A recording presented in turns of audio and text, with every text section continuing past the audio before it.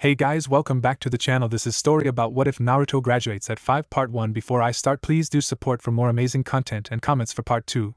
Do consider to subscribe my channel and share my video to your friends and check out the description as well. Let's start the video. It's the Yondaime. He's finally come to battle. We still have a chance at beating this monster. Keep fighting. That was the cry of a brave fighter that was fighting a losing battle. You see, he was fighting none other than the Kyuubi no Kitsune, also known as the King of Hell, King of all demons, or the Nine-Tailed Fox. No one knows why the Kyuubi just showed up one day, but it did, and when it did, he suddenly attacked the village of Konoha, or the village hidden in the leaves. But it was not just one man that was fighting the demon lord himself. No, it was the entire ninja population of Konoha, or Konoha for short. Every available ninja was out on the battlefield risking their lives for the sake of their village and the people in it that were their family and friends. He's right. Keep fighting, the Yondaime will be here any minute now. Don't stop. Attack. This was a yell from another one of those brave ninja out on the battlefield. The Yondaime, or the fourth Hokage of the village, was soon going to join the battle. The Hokage is the strongest person in the village. This particular Kage was said to be unstoppable in a fight, and many shinobi had been told to run when if they saw him. To know he was coming to the battle brought new vigor to the quickly losing battle. With the knowledge that their strongest would be coming made every ninja fight with all their power in them, and so the battle against the demon lord continued with a newfound will in them all. Suddenly, there was a huge cloud of smoke that took up the entire field for a good 300 feet distance. The smoke cleared and there stood the Toad Boss himself, the king of all toads, Gamabunta. And on him stood none other than the Yondaime Hokage himself, Namikaze Minato. The toad was huge to say the least. It stood tall at a good 250 feet tall, maybe more. It wore a shirt sort of thing with the kanji for toad on it. In his mouth was an equally huge pipe that he was smoking. Then there was the Yondaime himself. He stood there on top of the Toad Boss in all of his glory. He was a good 6 foot 4 inches tall. He had on your standard jonin vest that was green in color with pouches for scrolls on the front. He wore blue shinobi sandals, blue shinobi pants with shuriken and kunai pouches on each leg. He also had on a Konoha headband with the symbol of Konoha no Sato proudly worn on his forehead. He had long unruly blonde hair, the spiked here and there that went just below his neckline. The last and most noticeable thing would be the white cape that he wore. It went from his shoulder blades all the way to just above his ankles. On the back was the kanji for yellow flash, and on the bottom were flames that seemed to be dancing. The Yondaime is here. Keep fighting. That was what Minato heard as he arrived on the battlefield. He saw the nine-tailed fox in all its glory. It stood even taller than Gamabunta did, not in height, but in length, and if you counted those 9 lethal tails of his that were swinging violently around, just waiting to destroy everything in its path, it would truly make a scary sight. This is what the Yondaime saw, the Kyuubi, killing all of Konoha's ninja fervently and without mercy. There were dead bodies everywhere and even more wounded. That didn't count the people that the Kyuubi just vaporized completely. How he stood in front of the Kyuubi without even flinching was quite the feat, and only he could do it. Just as he was about to advance, he couldn't help but look back at the village behind him. It was his home and he would protect it with his life. That was the duty of a Kage, or more importantly the duty of a father. You see, his only son was just born and he resided in the village behind him. He couldn't help but remember the last few days he had just gone through. Flashback 5 days earlier. Minato was sitting in his office looking over book after book. He had to find a different way to stop the Kyuubi. He had to. He couldn't accept the other option, he wouldn't accept it. There had to be something that he hasn't thought of. Something, damn it. I can't find anything. There has to be another way to stop it. There has to. This was the state of the Hokage of Konoha no Sato. For the past 3 weeks the village had known that the Kyuubi was out of hell, and at first he was good. Just roaming the country until 2 days after he appeared he just went crazy. He lost it and attacked everything and anything in its path. It spared no one and it was heading in Konoha's direction. At first the village was in disbelief. Why, you might ask? Well, it is quite simple really. Why would the king of all demons just appear one normal day then sudden go crazy and attack everything in its path? They were just lucky enough to be in its path. Lucky them. Anyway, the village was in a panic. How were they supposed to stop the king of all demons? He was rumored to be able to destroy entire mountains with just one swing of his tails and also start tsunamis with another swing. It was a creature that no one wanted to face, and they were going to face it. The Hokage took action immediately and cancelled all missions and called all shinobi in the field to come back to Konoha immediately. They did just that too. They would fight for their home and family. They were shinobi of Konoha and they would be damned if they went out without a fight. This was not what was bothering our Hokage though. It was the fact that he would have to sacrifice his own son to be able to stop the monster. Being the Hokage meant that the village came before family. But he was not willing to sacrifice his own son. He would do anything to protect him and make sure he had a great life, which was why he was in his office banging his head on the table as we speak. You see, he found a way to stop the beast, but it was too high of a price for him to pay. Seeing as the beast was immortal by human standards and could not be killed by any mere human, It would take nothing less than a force of nature to stop him, a hurricane, a tsunami, something huge and powerful. He unfortunately had none of this. He may be considered the strongest of his time, but not even he had that kind of power. The only thing he could do right now to stop the great beast was seal it away into his own son. By doing that, the Kyuubi and his son would eventually pass on and the Kyuubi would die with his son. He had the seal made up and everything. He would call upon the death god himself. A being that even the Kyuubi had no power against. With him he would seal away the Kyuubi inside his son, and thus would end the Kyuubi's reign of terror. The only problem was that afterwards everyone would think of his son as the monster Kyuubi himself, thus making his son's life a living hell at a young age. He would not do that. He was broken out of his thought when the door to his office in his house opened up and in came his wife. "Minato, how is it going? Any progress?" The voice of his wife made him look up and smile a defeated smile. She was beautiful to say the least. Her name was Kushina Namikaze, the wife of Minato Namikaze. She stood a good 5 feet 8 inches. She was very pregnant, and expecting in a day. Even though she was pregnant, she was still very beautiful. She had a maroon kimono on, that had sakura petals on the edges. She had a nice figure and beautiful face. She had light blue eyes and long dark red hair that went all the way to her mid-back. She was beautiful. With a heavy sigh, "No, all I've been able to come up with is the seal, and I refuse to use that on our son," Minato said with another heavy sigh. "Oh, I'm sure you'll think of something. You always do." She said this with a beautiful voice while giving her husband a smile. Minato just looked at her and couldn't help but feel slightly better. "How do you always do it?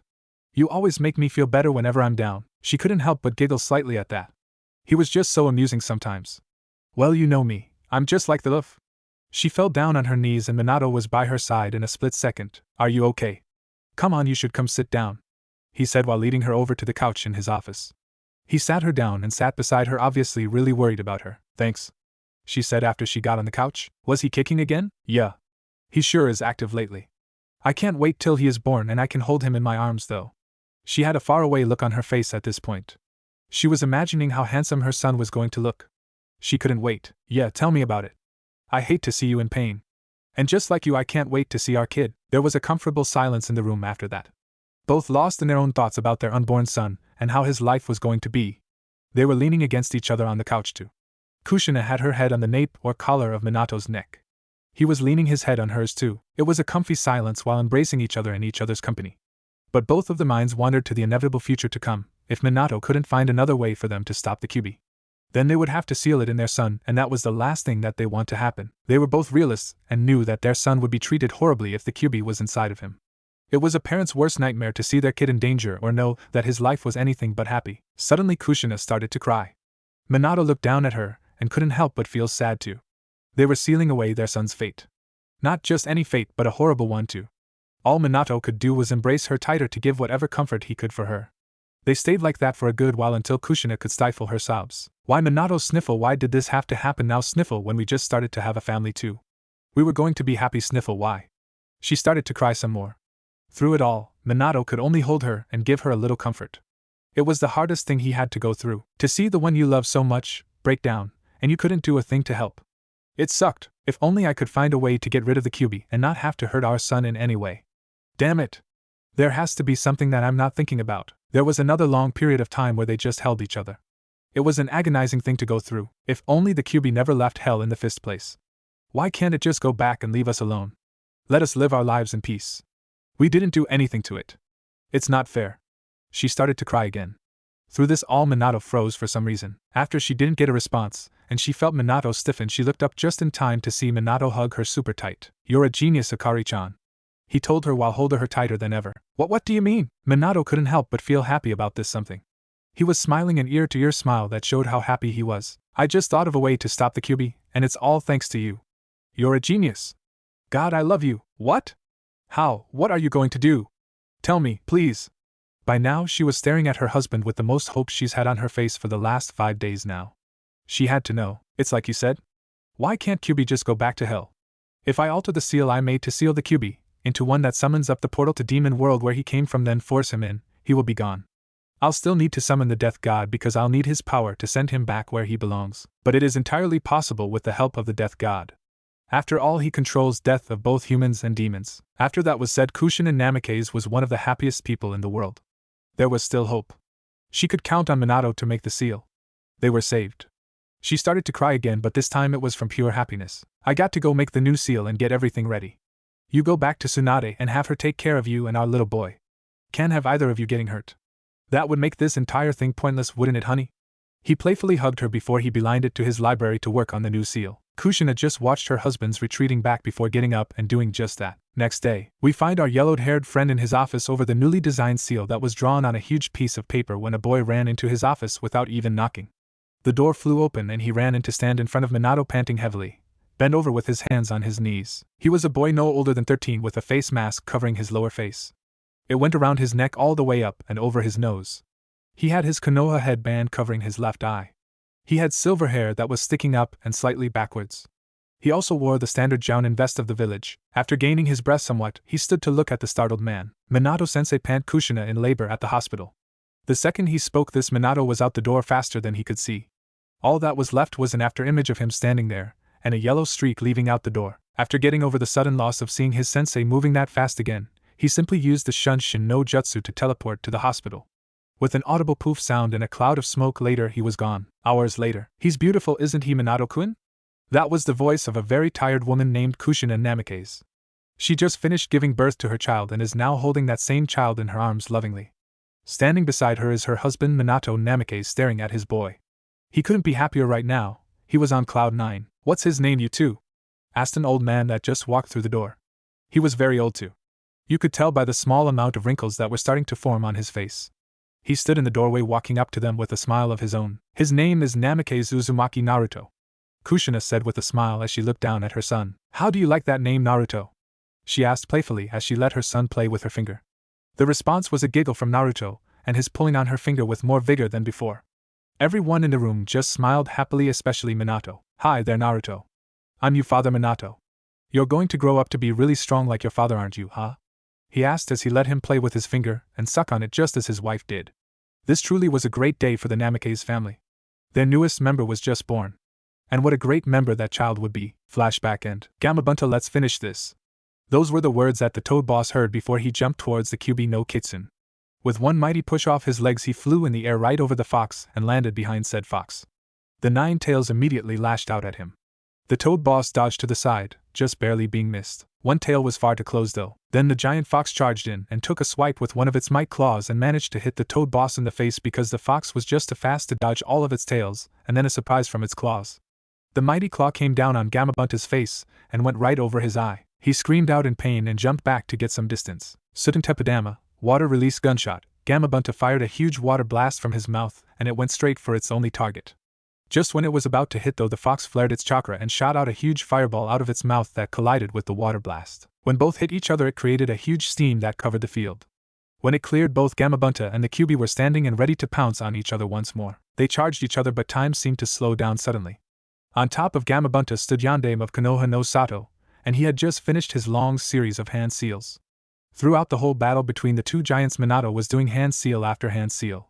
123 hand seals later, he was finally done, and he yelled out his jutsu, Shiki Fujin, Jigakukoka Kaiten Shiten Numa no Jutsu, descending held to mirror heaven and earth, changed to underworld no Jutsu. All life within a 40-mile radius stood still, not daring to move for being afraid of what might come next. Even the mighty Kyuubi dared not move, for even he, the king of all demons, felt the power that Jutsu possessed. Suddenly the ground underneath Kyuubi and Gamabunta shook violently, and started to crack right from under them. Both giants jumped back and watched as the very earth crumbled to nothingness. Then cracks that were a foot in diameter each, running for hundreds of feet in every direction from where it started, began to form, and the ground sudden collapsed downward. After a few agonizing seconds, the hole could be seen for all in the world to witness. Where there used to be forest, now was a hole the size of 3 Kyuubis combined. It was hundreds of feet wide. On the other side of this hole you could see flames like no other, and other demons as well. Then from behind Gamabunta appeared a being scarier than the Kyuubi himself, the death god in all of its glory. It was transparent, but you could feel the power coming off of it. And it wasn't a normal power either. It felt like pure death. The death god saw the king of all demons, and reached out for the demon lord. Death's hands grabbed the demon lord and dragged the Kyuubi into the pit that was Demon World, also known as Hell. The Kyuubi felt Death's hands, and even he, as powerful as he was, couldn't help the shiver that went down its spine at just the feel of Death's hands. He tried to fight back, but to no avail. Death succeeded in pulling the demon lord into the underworld. Once inside Hell, the death god came back out and spread his arms wide. Then, As if pulling two things together in front of him, he moved his arms from their outstretched position and proceeded to pull them together in front of him, till his wrists were touching. As the death god did this, the portal to the underworld shut and closed once again. All the onlookers saw of this was the ground crumbing and ANBU being pulled in. They could not see the death god. Only those who have signed his contract can see or summon him. All the onlookers saw after that was just a blinding light. They did not see the portal close or the death god. All they saw was a blinding light that lasted a good 20 seconds before it faded down into nothingness. When they could see again, they were astonished. There in the field was Gamabunta with the fourth Hokage, Namikaze Minato on top of him, and no sign of the demon lord at all. But to one Yondaime Hokage he saw the death god approach him and rip out his very soul from his body. He knew this would happen. That was the cost of calling forth the death god. You die in the process, and he takes your soul with him to the afterlife. It was a self-sacrificing jutsu. As his soul was ripped out, all he could think about was his wife and child. He was happy that at least his son Naruto was alive. He knew his wife was dead, though how he knew was beyond him. It was a feeling in the back of his head that told him so. He just prayed that it was a quick and painless death. Finally, though, his mind went to his child, Namikaze Uzumaki Naruto. He got to hold his son and spend an entire 4 days with him. That time was spent with his wife and son. And what a great 4 days that was. His son was alive, and he could now live a life of happiness, and not the hell that could have been. Knowing this, the Yondaime died with a smile on his face as he fell from Gamabunta's head towards the ground. His last words were, "Live well, Naruto." He died in the middle of the fall, and Gamabunta caught him with his tongue and laid him on the ground. With the fight over, there was no need for him to be there, so he disappeared in a poof of smoke back to where he came. The onlookers of the fight were startled when the Hokage fell off of Gamabunta and ran to where he was put down. When they got there, they found he was dead. The battle was over. The Kyubi no Kitsune was gone, and their Hokage was dead. The next day, everyone was standing outside of the Hokage building, where there was to be an announcement made about the battle yesterday. Everyone was there. From citizens to shinobi, from infants to the elderly. Absolutely everyone within the hidden village of Konoha was there. They didn't have to wait long before the previous Hokage, the third Hokage, Sarutobi, went in front of the podium and stood there for the crowd to quiet down. Within moments the entire crowd was quiet. Even the babies. Clearing his throat, he spoke in a low voice. As you all know, yesterday was a tragic day for the village. We lost many men and women. Some were shinobi and some were citizens. They all had long prosperous lives ahead of them. They need not have died, had it not been for the demon. We do not know why the great demon would suddenly attack, but that is not important when compared to the losses we have suffered. What is important though is that we defeated it, and now is the time we rebuild and start over. Many were lost in that battle but will not be forgotten. They live on in the heart of us all, and we will not let the flames of fire burn out. We will continue on in this world and return to our former glory. At this point in the speech the crowd cheered loudly for the speech. Sarutobi raised his hands to motion everyone to quiet down so he could continue. Yesterday we also lost the fourth Hokage. My successor Namikaze Minato. He fought to protect this village and used a self-sacrificing kinjutsu. By doing so he defeated the demon fox and saved all of Konoha. I am also sad to say that his wife Namikaze Uzumaki Kushina is also dead. She went into battle with her comrades and died in the fighting. The crowd became sad once again and Sarutobi continued on. Because Minato is dead, I will be taking his place as Hokage once again. The crowd was mixed between cheering for the reinstated third Hokage and being quiet in respect of the late fourth Hokage and his wife. Sarutobi continued on. Although we have lost much, we can rebuild, and we will. Families have been pulled apart, but they will grow again in time. Buildings may have fallen, but we will rebuild them. Konoha will once again prosper in due time. The final thing that I would like to say would be about the late fourth and his wife. He was a great man and shinobi, but he was an even better husband to his wife Kushina. Many in the crowd hung their heads at this. They knew they both died, and they knew that they were also due to have a child and day now. But now that would not happen. After another pause in his speech to let all the information sink in, he once again started, but this time with a brighter sound in his voice. The crowd also noticed this. On my final note, I would like to say that not all of the Namikaze family is gone. There is one more left, and that is none other than Namikaze Uzumaki Naruto, Minato's and Kushina's child. The crowd gasped at this. They thought that the Namikaze were all dead. This surely was bright news. One person decided to be brave and asked the question that everyone wanted to but was too scared to do so. Hokage-sama, may we see the child of our hero? Sarutobi looked at him, and then nodded to someone off to the side. It was none other than the kid that burst through the door in Minato's house a few days prior to tell him about Kushina being in labor. Kakashi Hatake walked up to the Hokage and carefully handed him a bundle in his arms to the Hokage. Once the third had the child in his arms, he turned back to the crowd, allowed them to see the child. He was just an ordinary-looking child, but he was a Namikaze, and that made him special. This is Namikaze Uzumaki Naruto. Named by his own parents before they died. They wished they could be with him and help him grow up in this town that they loved, but that unfortunately could not be so. They asked me to personally take care of the child until he is old enough to live on his own, and that is what I intend to do. The crowd looked at the child and could not help but feel a little better that at least some things from the lives they once knew were left. The son of their hero lived, and that was great. Perhaps life in the Hidden Leaf village would prosper again, like the third said. After the speech was given, Sarutobi walked off back to his home, and the village did the same.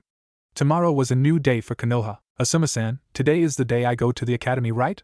That was the question that Namikaze Naruto asked as he ate his breakfast. He was talking to Sarutobi Asuma, the 3R's son. He was a jonin of good height, 6 feet 3 inches. He had blue shinobi pants, blue saddles, and a green jonin vest with the 6 pockets for scrolls on the front. He had black hair that spiked upwards but not too high. He also had sideburns that went all the way to his chin where his beard was. He had brown eyes with the standard headband tied around his forehead with the leaf symbol on it. He also had a cigarette in his mouth. That was his trademark, that cancer stick of a habit of his. He always had one with him, or in his mouth. Yes, Naruto, you go to the academy today. You've been asking for the last week already. Geez. The cigarette-smoking jonin said. Well, I'm just excited, that's all. Come on, it's my first day after all. I'm finally going to be a ninja. He was so happy. Finally he could be strong like his dad was. Yes, I know. You know, you're pretty lucky, Squirt. Most of the time they don't just let a 5-year-old into the academy. Usually you have to be 6 to get in. But I guess they made an exception for you. Yeah, a lot of people do that because of who my father was. But that will stop someday. I don't just want to be known as my dad's kid. I want people to know me because of my accomplishments. He pouted. Everyone always gave him special treatment because of who his parents were. Well, kid, I hope you accomplished that goal of yours. But you better start to get a move on. Remember, you're younger than the other kids right now, so they might be stronger than you are. Also, if you don't go pretty quickly, you might not make it in time. He had to smirk at the kid now. After a second he looked at the clock, jumped out of his chair and rushed out the door, barely even saying goodbye. Now outside of the Sarutobi compound, we find our 5-year-old jogging to the academy for his first day of school. All the way there people smiled, waved, and greeted him. They always gave him nice smiles. I guess that's the perks of your dad being the 4th Hokage. He thought to himself. When he finally made it to the academy, he asked where the room for his class would be. They told him which room it would be in and saw him off with another smile. He walked into the classroom and everyone stared at him. He got that often. He just shrugged and walked up the stairs to the last row and took a seat in the middle. He sat there waiting for about 10 minutes until the teacher came in and asked for it to quiet down. After about a minute of people still talking, the teacher had a vein pop out on his forehead and then screamed at the class. Quiet. Sit down in your seats. While he screamed, his head somehow blew up and became red. He looked like a very scary man when angry. He must be some kind of jutsu. Naruto thought. That's better. Now that everyone is quiet, we can start class. For the next 6 years you will be attending the academy to learn how to be ninja. My name is Yumino Irika. I am a chunin, and you can call me Irika-sensei. Now for roll call. He took roll call alphabetically, and when he got to the K's he said, Namikaze Uzumaki Naruto. At the name Namikaze, many turned their heads towards the student that said here. It would be a lie to say that everyone in Konoha didn't know about the last Namikaze left. There were many whispers going around that soon turned into full-blown talking. Again that vein appeared on Irika's head. Quiet down. That got them to shut up. Better, now Sito I wait, and so on and so on. After roll call, Irika explained that by the end of the 6 years in the academy they would know a lot about the shinobi nations, history of Konoha, all about chakra, at least 3 jutsu, and of course how to be a proper shinobi. To pass the academy you had to have good grades and be able to perform those 3 jutsu with good results. 8 months later, Irika-sensei had just walked in and everyone sat down and sat there quietly. After the first couple dozen times the students learned not to get the evil big-headed no jutsu, so they wisely shut up when he entered. Irika saw this and couldn't help but smirk. They were so easy to control right now. Okay class, thanks for being quiet. Roll call time. He went through roll call just like normal. Today is a very special day. Someone in this class will be given the graduation test really early. He or she has shown great promise, and is years ahead of everyone else. In fact, the youngest to ever graduate the academy was Uchiha Itachi at a record of 6.5 years old. Today someone might break that record. The class broke out in gossip about who could possibly be that good in class. They didn't have to wait long before the answer was given in the form of a name. Will Namikaze Naruto please come with me to another room so you may take the paper test first? Irika exclaimed with a smile on his face. Me? Naruto was dumbfounded. He knew he was stronger than anyone else in class, but to be good enough to be a genin, he didn't know about that. Luckily for him, Irika-sensei saw this look. Now Naruto, I know you and your fellow classmates might be wondering how you could be so advanced. Well, it shows on your test scores and your performance of taijutsu. Hand-to-hand combat. You see, I've compared your scores with others from last year's graduation exams and your answers are on their level if not better than theirs. Your taijutsu according to me and 3 other teachers is on par with a genin, and your strength and speed are too. Overall the teachers believe you are ready to be a genin. So please follow me to the examination room. With that said, Iruka went out the door with Naruto following. Iruka returned 5 minutes later to continue his lessons for the others. 40 minutes later Naruto came back into the classroom with his paper and handed it to Iruka. He looked it over and smiled. Congratulations, Naruto. You passed the written exam with 100%. Great job. Naruto beamed. He seriously thought that the test would have been harder. But surprisingly it wasn't as difficult as he thought. Now class, I'll leave this up to you. Do you want to come watch Naruto perform the other tests to graduate? If you don't, I can get another teacher to test him. What do you say? He really wanted to be the one to test out Naruto, but if the class didn't want to, he had to stay. Luckily for him, everyone wanted to see what he could do, so they all headed outside for the next test. When they got out into the practice field, he turned to Naruto. Okay, Naruto, usually we don't do this test for graduation, but since we don't have a good record of your abilities to throw kunai and shuriken, we need to test them. So you are going to throw these 10 shuriken at those dummies and then 10 kunai at the other dummies. Try to hit the bullseye. Naruto went and grabbed the aforementioned weapons and stepped up to the line. He put all but 2 kunai into his pockets, the other 2 he held in each hand. He took aim and then let them fly. They soared through the air and hit the dummy's dead center in the bullseye.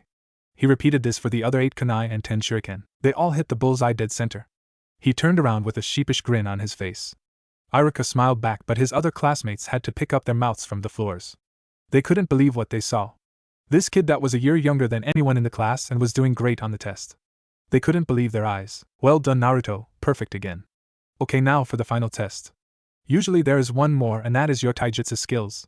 But since you have had 4 teachers' approval, you don't have to take that one, so on to the final test. I want you to perform the Bunshin no Jutsu, clone technique, for me first. You need to make at least 3 Bunshin or you fail. Whenever you're ready. Naruto took a step forward, but in front of everyone he was feeling really nervous. He took a big breath in to calm his nerves and prepared to mold his chakra. He performed the ram's seal and 10 poofs of smoke happened beside him. When the smoke cleared, there stood 11 Narutos. One was the real one and the other 10, illusions created by the technique. Once again the student had to pick their jaws off the ground, and even Iruka joined them this time. Well, you surprised me again, Naruto. You passed that one perfectly with flying colors. You even made 7 more clones than you needed to. Now please perform the Kawarimi no Jutsu, body replacement, for the second part. Naruto did just that. Going through some seals and then switching places with a log that was in the training grounds. It went off without a hitch. Well done again, Naruto. You passed that part too. Now for the final jutsu, please perform the Henji no Jutsu, transformation, and turn into an exact copy of me, please. Naruto complied. He stood in front of the class and put his hands in the ram seal again and said Henge. There was a puff of smoke, and when the cloud disappeared there stood an exact copy of Iruka. Well done, Naruto. Perfect again. You can drop the jutsu now. Naruto did as his teacher told, and with another audible poof and a cloud of smoke, there stood Naruto, dressed in his blue pants and white shirt. Well done on everything. Congratulations, Namikaze Uzumaki Naruto. You passed your genin graduation exam. You are officially a ninja of Konoha. Naruto jumped up in joy that he passed. He couldn't believe this. He was awesome. You are now also the official youngest genin to ever come out of Konoha village at the age of 6 years old and 2 weeks. Come here, Naruto, so you can get your official headband. Naruto did as instructed and went over to Iruka and was handed a Konoha headband. A brand new one too. It had the Konoha leaf on it. The actual band you would use to tie around your head was blue. He wanted black, but he could get that fixed later. He looked at it, and then lifted it up to his forehead. He put it on and tied the back of it tight so it wouldn't come off. He was very happy right now. That took all of the time for today's lessons, so class is dismissed. Iruka said happily. The next day, Naruto was walking to the academy for the last time. He was instructed yesterday to come back so he could meet his new sensei. People looked at him, and had to look twice because of the headband that they saw. They, just like the class, couldn't believe it. Here was a kid, just 6 years old, and he made it to genin rank. He may be the 4th's kid, but still, that was huge. Not even Itachi, the supposed super genius of his clan, made it to genin that quick. He was 6.5 when he was made a genin. They looked at him and found a little more respect for him. He must have worked really hard. Oblivious to all the looks he was getting from everyone, Naruto just kept walking to the academy. Right now his mind was in a different place. It was on all the training he went through. It was hell, to say the least. Unlocking his chakra at 4 years old, and then using it at 5. Then mastering the basics was really hard. He also had to run constantly, do push-ups, sit-ups, jumping jacks, all sorts of things, but it was all worth it in the end. I wonder who my sensei will be. he thought to himself as he continued his trek to the academy. When he got there, he saw Irika waiting outside the door. That was unusual, but he shrugged and started to walk to the door when he stopped him with a hand to the shoulder. Naruto, follow me so I can show you where you can wait for your jonin instructor. Irika asked. Why not just wait in the normal classroom? It was a normal question to ask in the situation. Naruto, you are a genin now, they are not. They have to learn the basics still where you already have at an extremely young age. It would only be a waste of your time to go back into that room where you already know everything I'm going to teach. Man, I hope that works. I just don't want to have to listen to the others ask a million questions and then have to yell at them to be quiet. Irika thought. Come on, Irika-sensei. I may be advanced, but there is always stuff to know. I'm sure there's stuff you haven't taught me yet. No, Naruto, just go wait in that room. Sorry, Naruto. I don't want to be mean or anything, I just don't want the headache today. He thought to himself. Oh, alright. If you say so, Irika-sensei. He walked towards the room and went to sit down in one of the chairs to wait for his sensei to come.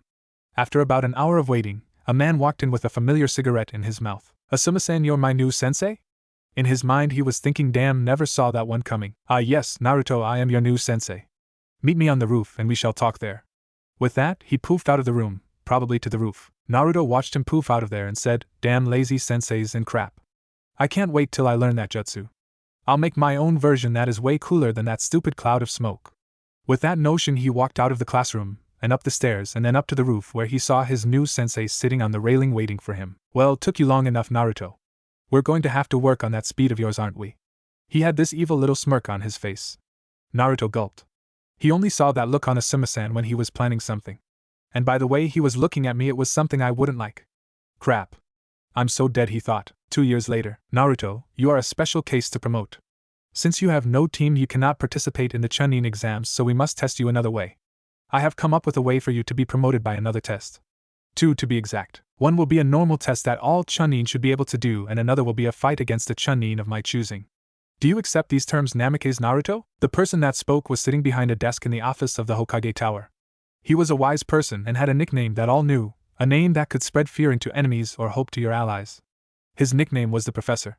It was none other than the third Hokage, the Sandaime. Hi, Hokage-sama. Good, then your test will be in 2 days' time.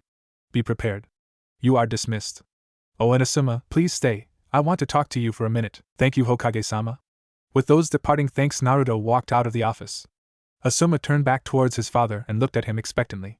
Yes, that's right. Asuma is the 3R's son. What is it you wanted to speak to me about, Hokage-sama? He still had to be formal when in the office. Please, you know I don't like it when you are so formal. Just stick with Sarutobi-san or Otosan, Dad, when we are in private. Now, I wanted you to stay so we could talk about Naruto and where he is living right now. I think it is time. 2 days later. Okay, Naruto, here is your test. Do your best on it. Hi, sensei. And so for the next hour, Naruto sat in a desk in a classroom doing his test. After the hour was done, Asuma came back in and asked for the paper and saw that it was finished completely. He read over the answers and wrote something on it, and then gave it back to Naruto. Naruto looked at it, and when he saw it, he put on a smile. He had gotten a 95% on it. Damn, I was really worried there for a second. Some of those questions were really hard. I guess I know more than I thought. Well, good job, Naruto. Come follow me and I will lead you to where you will fight your opponent. And so they headed out the door and down the hall and into the forest that surrounded Konoha. After about 30 minutes of walking, they finally came to a training ground where there were 2 people. One was the Hokage and the other was unknown to Naruto. Glad you could make it, Naruto. I assume that you have passed the written test. He got 2 nods. One from Asuma, and the other from Naruto himself. Very well, since you passed, you will move on to the final stage of your test. This is the chunin you will be fighting against. He has been a chunin for 5 months. To become a chunin yourself, you must defeat him in a battle. You may start whenever you 2 are ready. With that statement, Naruto walked over to left side of the field and the other guy went to the right side, while the Hokage and his son were on the sidelines. The man opposite of Naruto slipped into a battle stance and got ready, but Naruto just stood there until he asked a question. Before we start, I would like to know your name if you don't mind. Naruto asked. The man was startled a little, could only look on in dumb amusement. He thought he would just want to get the fight started right away, but nonetheless got out of the fighting stance and stood up and gave a bow while he gave his name. Naruto did the same. Well then, let's get this thing started, shall we, Kenji-san? With that, they both got into a fighting stance. Kenji's stance had his left foot out in front and hands at his side with arms slightly bent. Naruto chose the basic academy taijutsu stance. They stayed in their positions for about 10 seconds before they both charged at each other and then clashed with fists. Naruto caught Kenji's right hand and the same for Kenji, but with Naruto's hand. They struggled to overpower each other but couldn't. With a push, they both jumped back and started seals. Katan, Gokaki no Jutsu, Grand Fireball, Naruto started off. The fireball speed towards his opponent, and was about to hit when he was replaced with a log. Demakawarimi no Jutsu body replacement, where is he? Front? No, left? No, right? No, back? No, up? No, then below. With that he jumped up, just in time to see his opponent's hands pop out of the ground and try to grab him, right where he used to be. Since it failed, he emerged completely, only to hear a shout of Katan, Hozenka no Jutsu, Phoenix Immortal Fire. He dodged as quickly as he could, but one of the 15 fireballs that were unleashed hit him in the chest. If it wasn't for his chunin vest he would be badly burnt, but luckily for him, he had one on. But before he could get his bearings back, he felt someone land in front of him. He looked up just in time to see a fist come and hit him in the gut, and then another hit, but this time from Naruto's leg. Suddenly, he felt another kick. It was under him, sending him upwards into the sky. He opened his eyes to see his opponent appear behind him with a Kagebayo, shadow of the dancing leaf. With that said, Naruto proceeded to hit his opponent in the back once, to paralyze him temporarily, and then swung around him to the front and hit him with his first once in the stomach, cheek, and both shoulders. By the time that was done they had reached the ground and Naruto pushed off his opponent and flipped to the ground, to land on his feet rather nicely. His opponent was not so lucky. He was tossed into the ground on his back and fell hard. When the dust cleared he was lying there unconscious. With the fight over, the two watching came over to look at the two fighters. Naruto was unscathed and his opponent was in the ground hurt pretty badly. Well done Naruto, you passed the second test. Come, let's get this guy to the hospital and then we can talk in my office. Hi Hokage-sama and thank you for the compliment. Naruto was now extremely happy. He beat his opponent, and he was now going to be a chunin. The day couldn't get any better. After dropping off the man at the hospital and telling the doctor that he was hurt in a sparring fight, they left to the Hokage's tower and went inside. On the way they got many greetings and people tried to start small conversations. Between the Hokage, his son, and the 4th's son they had a lot of people that greeted them. When they finally made it, they went inside and the old Hokage, he's like 64 years old, sat in his chair and then motioned for the other two to do the same. Well done Naruto, as of today you are an official chunin of Konoha. With this promotion comes some more responsibility too. You will be leading missions, you will have subordinates, and their lives will be in your hands. It is up to you to be a good leader and guide them through the missions. Now here is your chunin vest. He handed over a vest that looked a lot like his sensei's vest, but there were slight differences in them. One was the collar was shorter, and it was a lighter green. Secondly, it looked to have a little less armor in it than the jonin vest. Also the chunin vest was slightly more rounded. It did have similarities though. They both had 6 pockets in the front for scrolls. Naruto accepted the vest with pride and then put it on. It was specially designed for him because he was younger then and not as big as normal chunin yet. After putting it on, Naruto looked at the Hokage and bowed. Thank you Hokage-sama. You don't know how much I have wanted this. Naruto was extremely happy. No Naruto, you earned it. You worked hard to get that vest and now you have it. It was all your hard work. Sarutobi replied with a smile on. Thank you Hokage-sama. No more formalities Naruto. You know in private you can speak with me using just my name, right? Hi, Hoka, I mean Sarutobi-san. Better but still needs work. Anyways, now for the reason I wanted us in my office in the first place. You have been living in the Sarutobi mansion for 8 years now, and it is time for you to move out if you wish. Your father left me instructions on when you could get your inheritance, and other things that are rightfully yours. He told me that you could be given your clan house and your father's fortune when you reach chunin, and you have now. So without further ado, here are the keys to your new home and the bank accounts of your family. With that he handed Naruto the keys and a slip of paper that he had gotten out of a safe behind the picture of the 4th's photo. Now remember Naruto, if you don't want to live by yourself and wish to stay at the Sarutobi mansion then I will let you, but if you do decide to live by yourself then you will have to cook, clean, do everything by yourself, you won't be able to depend on others. Also you will have to be responsible with all that money your parents left you. Sarutobi really didn't want him to go and live by himself, but that was Naruto's choose if he wanted to live by himself, not his own. Sarutobi-san, thanks, but no thank you. I'm a ninja now and have been for the last 2 years. I can take care of myself and you know as well as I do that I'm more than responsible enough to. So thanks, but no thanks. I will live in my family home. Naruto did appreciate the old man but he wanted to prove he was responsible and was capable of taking care of himself. Very well then. Do you know where your house is or do you need some directions? The old man asked. I know where it is. It's by the Hyuga estate, right? Yes, that's right. If you ever need anything come and ask me. Sarutobi said. You can ask me too. After all, what kind of sensei would I be if you couldn't ask for a little help from me, right? Naruto's sensei asked. Yeah, no problem. Thanks again guys, I'll be sure to keep in touch with ya. See ya. With that, he teleported out of the office, with the classic Konoha Shunshin, a swirl of leaves. He sure has grown fast, hasn't he, Otusan? Asuma couldn't help but feel happy and proud about how good his student was. After all, he will probably be in the history books someday. And I will be praised as his sensei. He thought with a small smirk/smile. Yes, he has. And what are you smirking about over there? Oh, nothing, he laughed as he walked out of his father's office. I wonder what that was about. Oh well, none of my business. He then turned in his chair and then looked outside his window to the Hokage monument. Minato, Kushina, you would be so proud of your son if you were here. He is getting stronger and stronger in life, and he just keeps doing it at an amazing pace. I wouldn't be surprised if he even surpasses you someday, Minato. It wouldn't surprise me at all. He thought. Outside of the office, Naruto was walking down the streets and was getting congratulated on his new promotion. He greeted them with thanks and then continued on his way. As he passed by a stand, he caught a whiff of a great aroma that made him turn his head that way. He was a little hungry, so why not get some food? So he walked into the stand, called the Chiraku Ramen Bar. He sat down at the counter and noticed that the place was relatively empty. There were only 2 other people in there. When he sat down, the waitress came to him and gasped, Namikaze-sama, how may I help you? The waitress asked. Naruto looked at her and released a sigh. Why can't people just call me by my name? Why is it always Naruto-sama, Namikaze-sama? Why not just Naruto-kun, or Naruto-san? But no, always with the formalities. I'm sick of it. He ranted while he hung his head down. Did I say something wrong, Namikaze-sama? She asked. Naruto just hung his head more at this. After a few seconds and the girl trying to apologize for something she thinks she did wrong, Naruto raised his head and looked at her. She was a couple of years older than him, maybe around 12 years old or so. She had brown hair and had an apron on with a bandana, which was white, on her head to hold her hair from going into her face. No. There is nothing to apologize for. Really? I'm just kind of sick of people calling me Namikaze-sama or something like that. They are all too formal. Please just call me Naruto-san, miss. Oh. My name is Ayam. The girl told him. Like I said, just call me Naruto-san from now on, please, Ayam-chan. He said with a small smile on his face. Ayam just nodded dumbly. Here was probably the most popular and renowned guy in Konoha, and he just asked her to talk to him normally. And he added the chan suffix to her name, which was another surprise. Chan was used when you were close friends with a girl, not when you just meet them. Oh well, she would go with it if he wanted her to. Alright, Naruto-san, what can I get for you today? She asked with a smile on. Naruto smiled right back and replied, I would like a bowl of chicken ramen, please. Of course, it will be ready in a couple of minutes. Would you like something to drink in the meantime? Yes, just get me some tea for now, no preference. She nodded and walked around back, but came back a moment later with a cup of tea.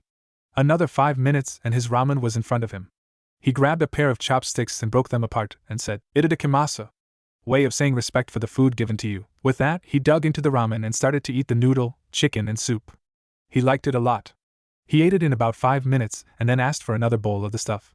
He got his second bowl a few minutes later and ate that one also in about 5 minutes. Damn, that was some good stuff. He thought to himself, well, that was excellent. I'll be sure to tell others about this place. I really liked it, Ayam-chan. I'll be seeing you around, okay? He got up and put some money on the table before he left out the curtain and waved as he left. Who was that, Ayam-chan? An older voice asked from around the corner. When he came around, he was wiping his hands down on a towel.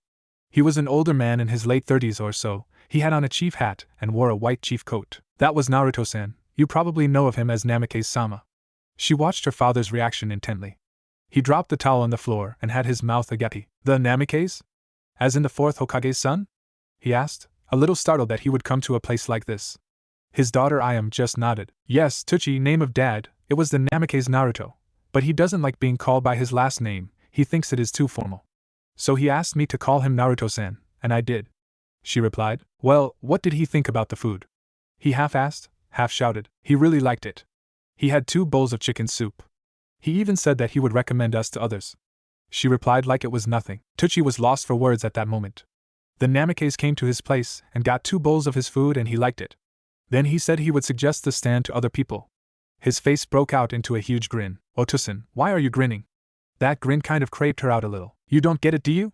If Namikaze-sama suggests us to other people, others will surely come, and if he comes again, and from what you told me he will, then this place will be busier than ever. We will make a fortune, he said with dollar signs in his eyes. Ayam could only shake her head at his antics and go back to work. At that very moment, Naruto was walking down the street towards his supposedly new home that was once his parents'. As he walked down the road, he got more polite nods and even some greetings, which was the life he came to know. Everyone knew about him and what he did. The second something happened with him, it seemed as though the entire village would know about it before he could even travel halfway through it on foot. I guess everyone will know every time I do something new or accomplish something. It is kind of scary of how fast gossip travels in this town. I swear that gossip travels faster than any ninja could in this village. He thought as he continued to walk down the road. As he did so, he got closer and closer to the richer part of town. After another 10 minutes of walking, he came to a big gate that was in the middle of the forest. He opened it up and walked through. As he kept walking, he noticed the landscape.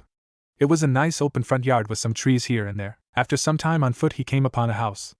Well, some may call it a house, but others may call it a mansion, although Naruto considered it a house. It just didn't have the mansion feel to it. It was big, he would give anyone that, but it wasn't amazing like a mansion, but felt more like an actual house. Although he has gotten lost a few times, he had been inside the place before. It was your normal-looking house, 2 stories tall, with the front door in the middle, windows here and there. On the second floor there were patios, so you could get some fresh air. In the front there were bushes all around the house and more trees in the distance. After checking the place out for a minute, he decided to head on in. Without further ado, he said to no one in particular, more to himself to get out of his musing for so long. So he walked up to the front door and pulled out the key the old man had given him and put it into the keyhole on the front door and turned. With that, the lock was undone, opening up his new home. After walking into the house, the first thing he noticed were the stairs that lead to the second floor, a little way in front of him, and then the hallway he was in. There was a closet to put coats and stuff in, but he left all his stuff at the Sarutobi mansion for now. He would pick it up later. Right now he had a house to explore. With that exact thought in mind, he wandered the halls. He found a bathroom, a living room, kitchen, dining room, another bathroom, and a bar. Then he found where he would most likely be spending most of his time in, the training room. There were weapons of every kind on the walls. There were mats everywhere, and it led outside into the backyard that was absolutely huge, to say the least. The clearing had to be at least 500 feet big. There were trees, again surrounding the training area, that lead farther out into Konoha, or outside of Konoha to be more precise. There was a small river going through the training ground that went into a lake about a mile away from his house. That would be a great source to practice his water jutsu. After checking out the backyard, he went back inside to look at the upstairs. Once on the second floor, he went into the main hallway, then split off into smaller ones. Most likely, he would find out. As he went down the hallway, he checked out each room as he passed. There were a total of 8 bedrooms on this floor, but the main bedroom was absolutely great. In the middle of the room was a huge bed. Upon closer inspection, it was a king-sized bed with blue sheets over it for coverings, and what looked like very comfy pillows. Continuing on with the observation of the room, he found a walk-in closet that was huge also. It had to be 20 feet by 10 feet. That was insane. If he ever had that many clothes, he would be crazy. But hey, the space would probably get used sometime or another in his lifetime. After recovering from the huge closet, he went into the personal bathroom and found it was also huge. There was a counter where the sink was and 2 cabinets. Then there was a big walk-in shower. Overall, the master bedroom was very, very nice. He continued down the hall and also found there were 2 storage rooms and 2 more bathrooms on the second floor. Oh, let's not forget the walkout balconies that were all over the front and backyards to look out and enjoy nature. He went downstairs and couldn't help but wonder where the library was. According to the old man, there was an absolutely huge library just full of everything a ninja could ever want, from techniques, ranging in all the elements, to taijutsu, to genjutsu, to history. It was all there, but the problem was he couldn't find it. After another 10 minutes of walking down the same paths, he got frustrated. Where the hell is the library? Then he suddenly remembered the old man Hokage talking about the library once when he asked about his parent house. Flashback. Naruto was 7 years old and was talking to the old man when a question suddenly became apparent to him. So being curious, and knowing the old man would be able to answer them, he asked, "Hey Sarutobi-san?"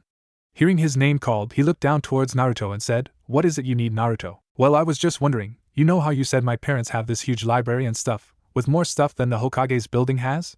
Here he nods and motions for him to continue, which he does. "Well, I've been there before, but I have never seen this library before. Where is it?" Sarutobi looked thoughtful for a minute before he replied, "Well, you know that kind of information can't get out into the open, right?" It was Naruto's turn to nod this time. "Well, since your parents had such a large amount of books, filled with very important things, and since your father was a seal master, he created seals all around the room to make it invisible to the human eye.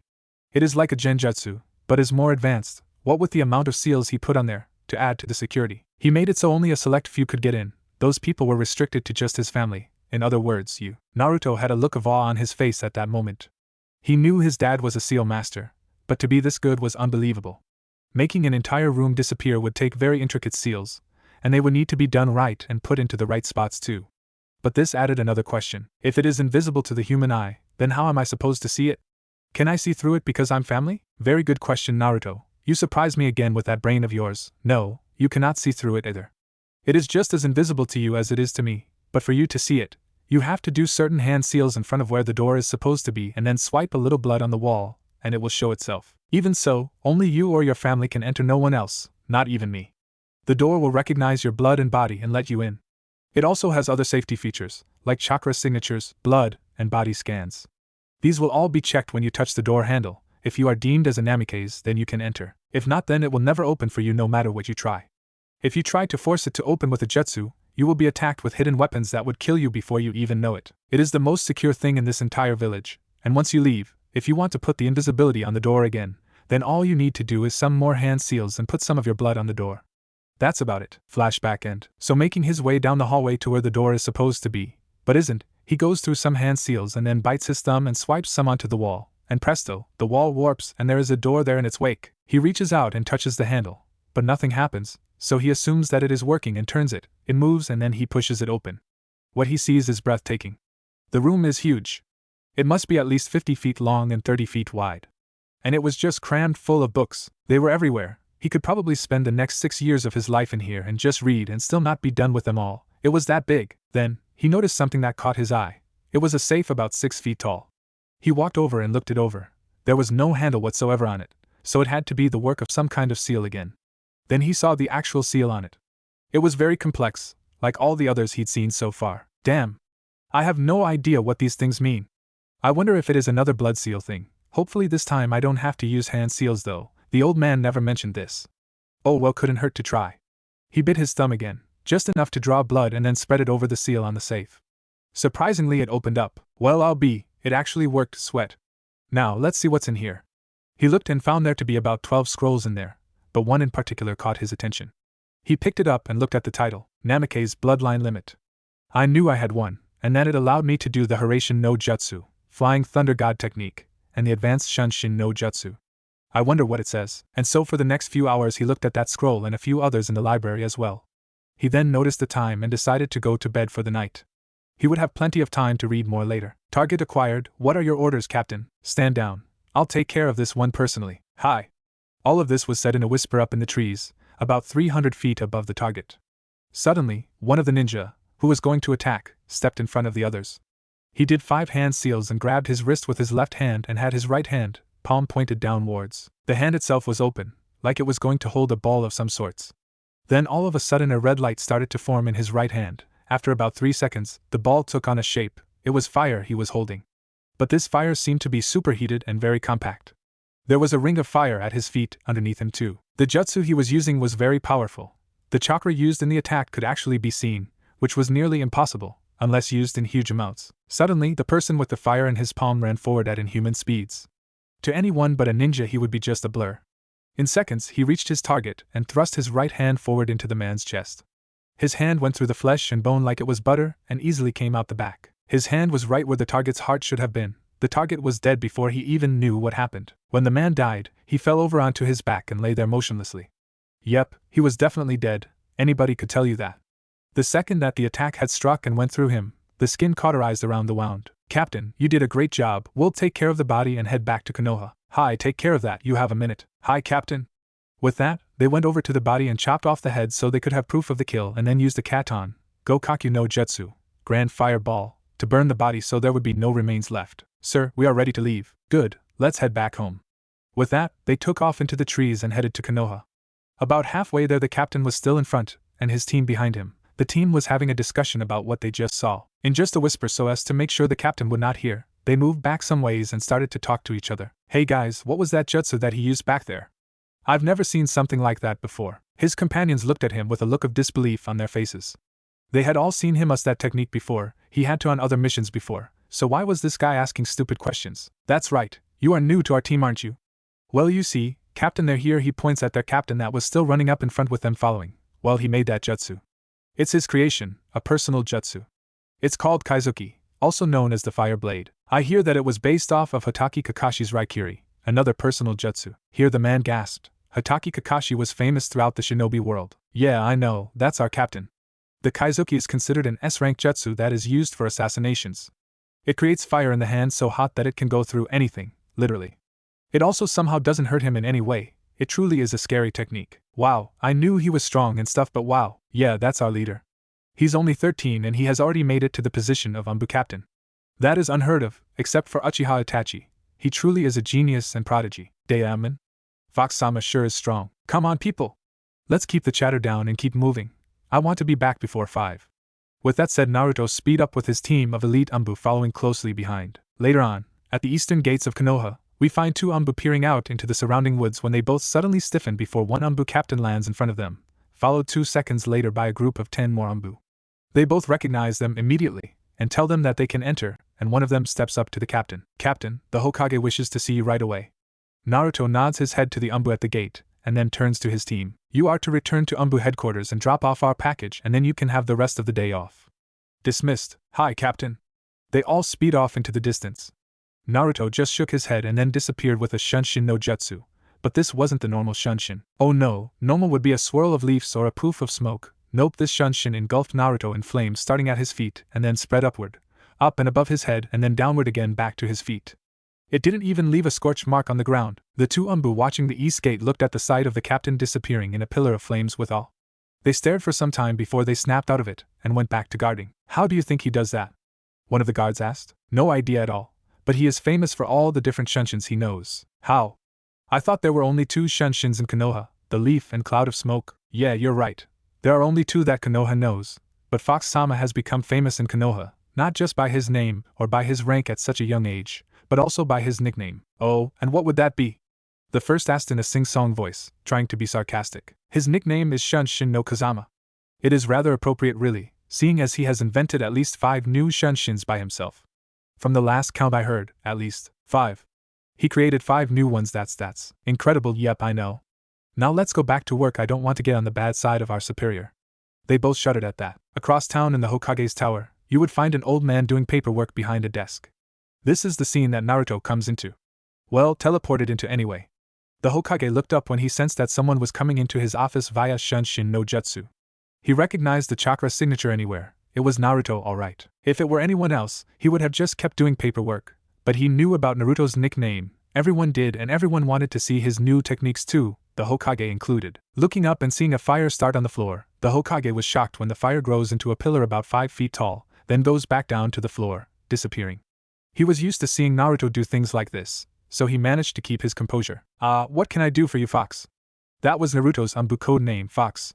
Each ANBU had a mask and a code name, that way no one can tell who you are. Naruto's mask matched his code name. You wanted to see me right when I got back, Hokage-sama. Yes, I know. Can you take a seat? This may take a while, Fox. Hi, Hokage-sama. Naruto took his seat right in front of Sarutobi's desk and watched as he filled his pipe with tobacco, and then lit it.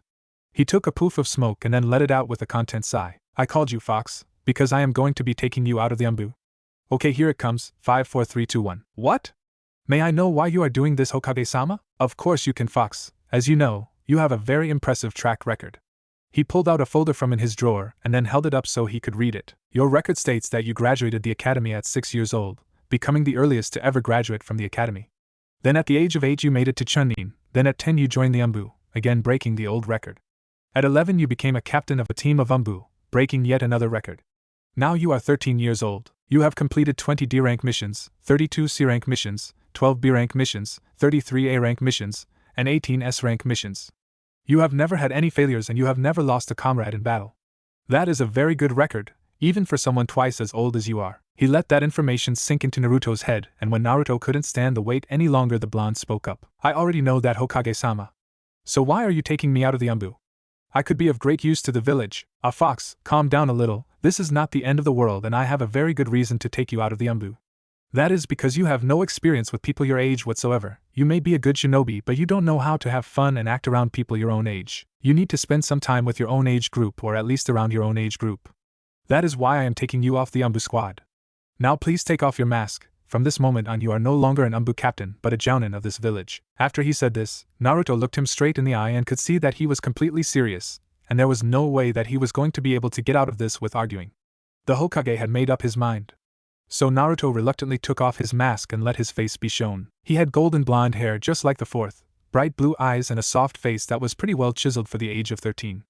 After removing his mask, he put it into the pouch on his waist and stood for his next orders. Thank you for seeing it my way, Naruto-kun. You will thank me for this later. Besides, being a jounin isn't that bad.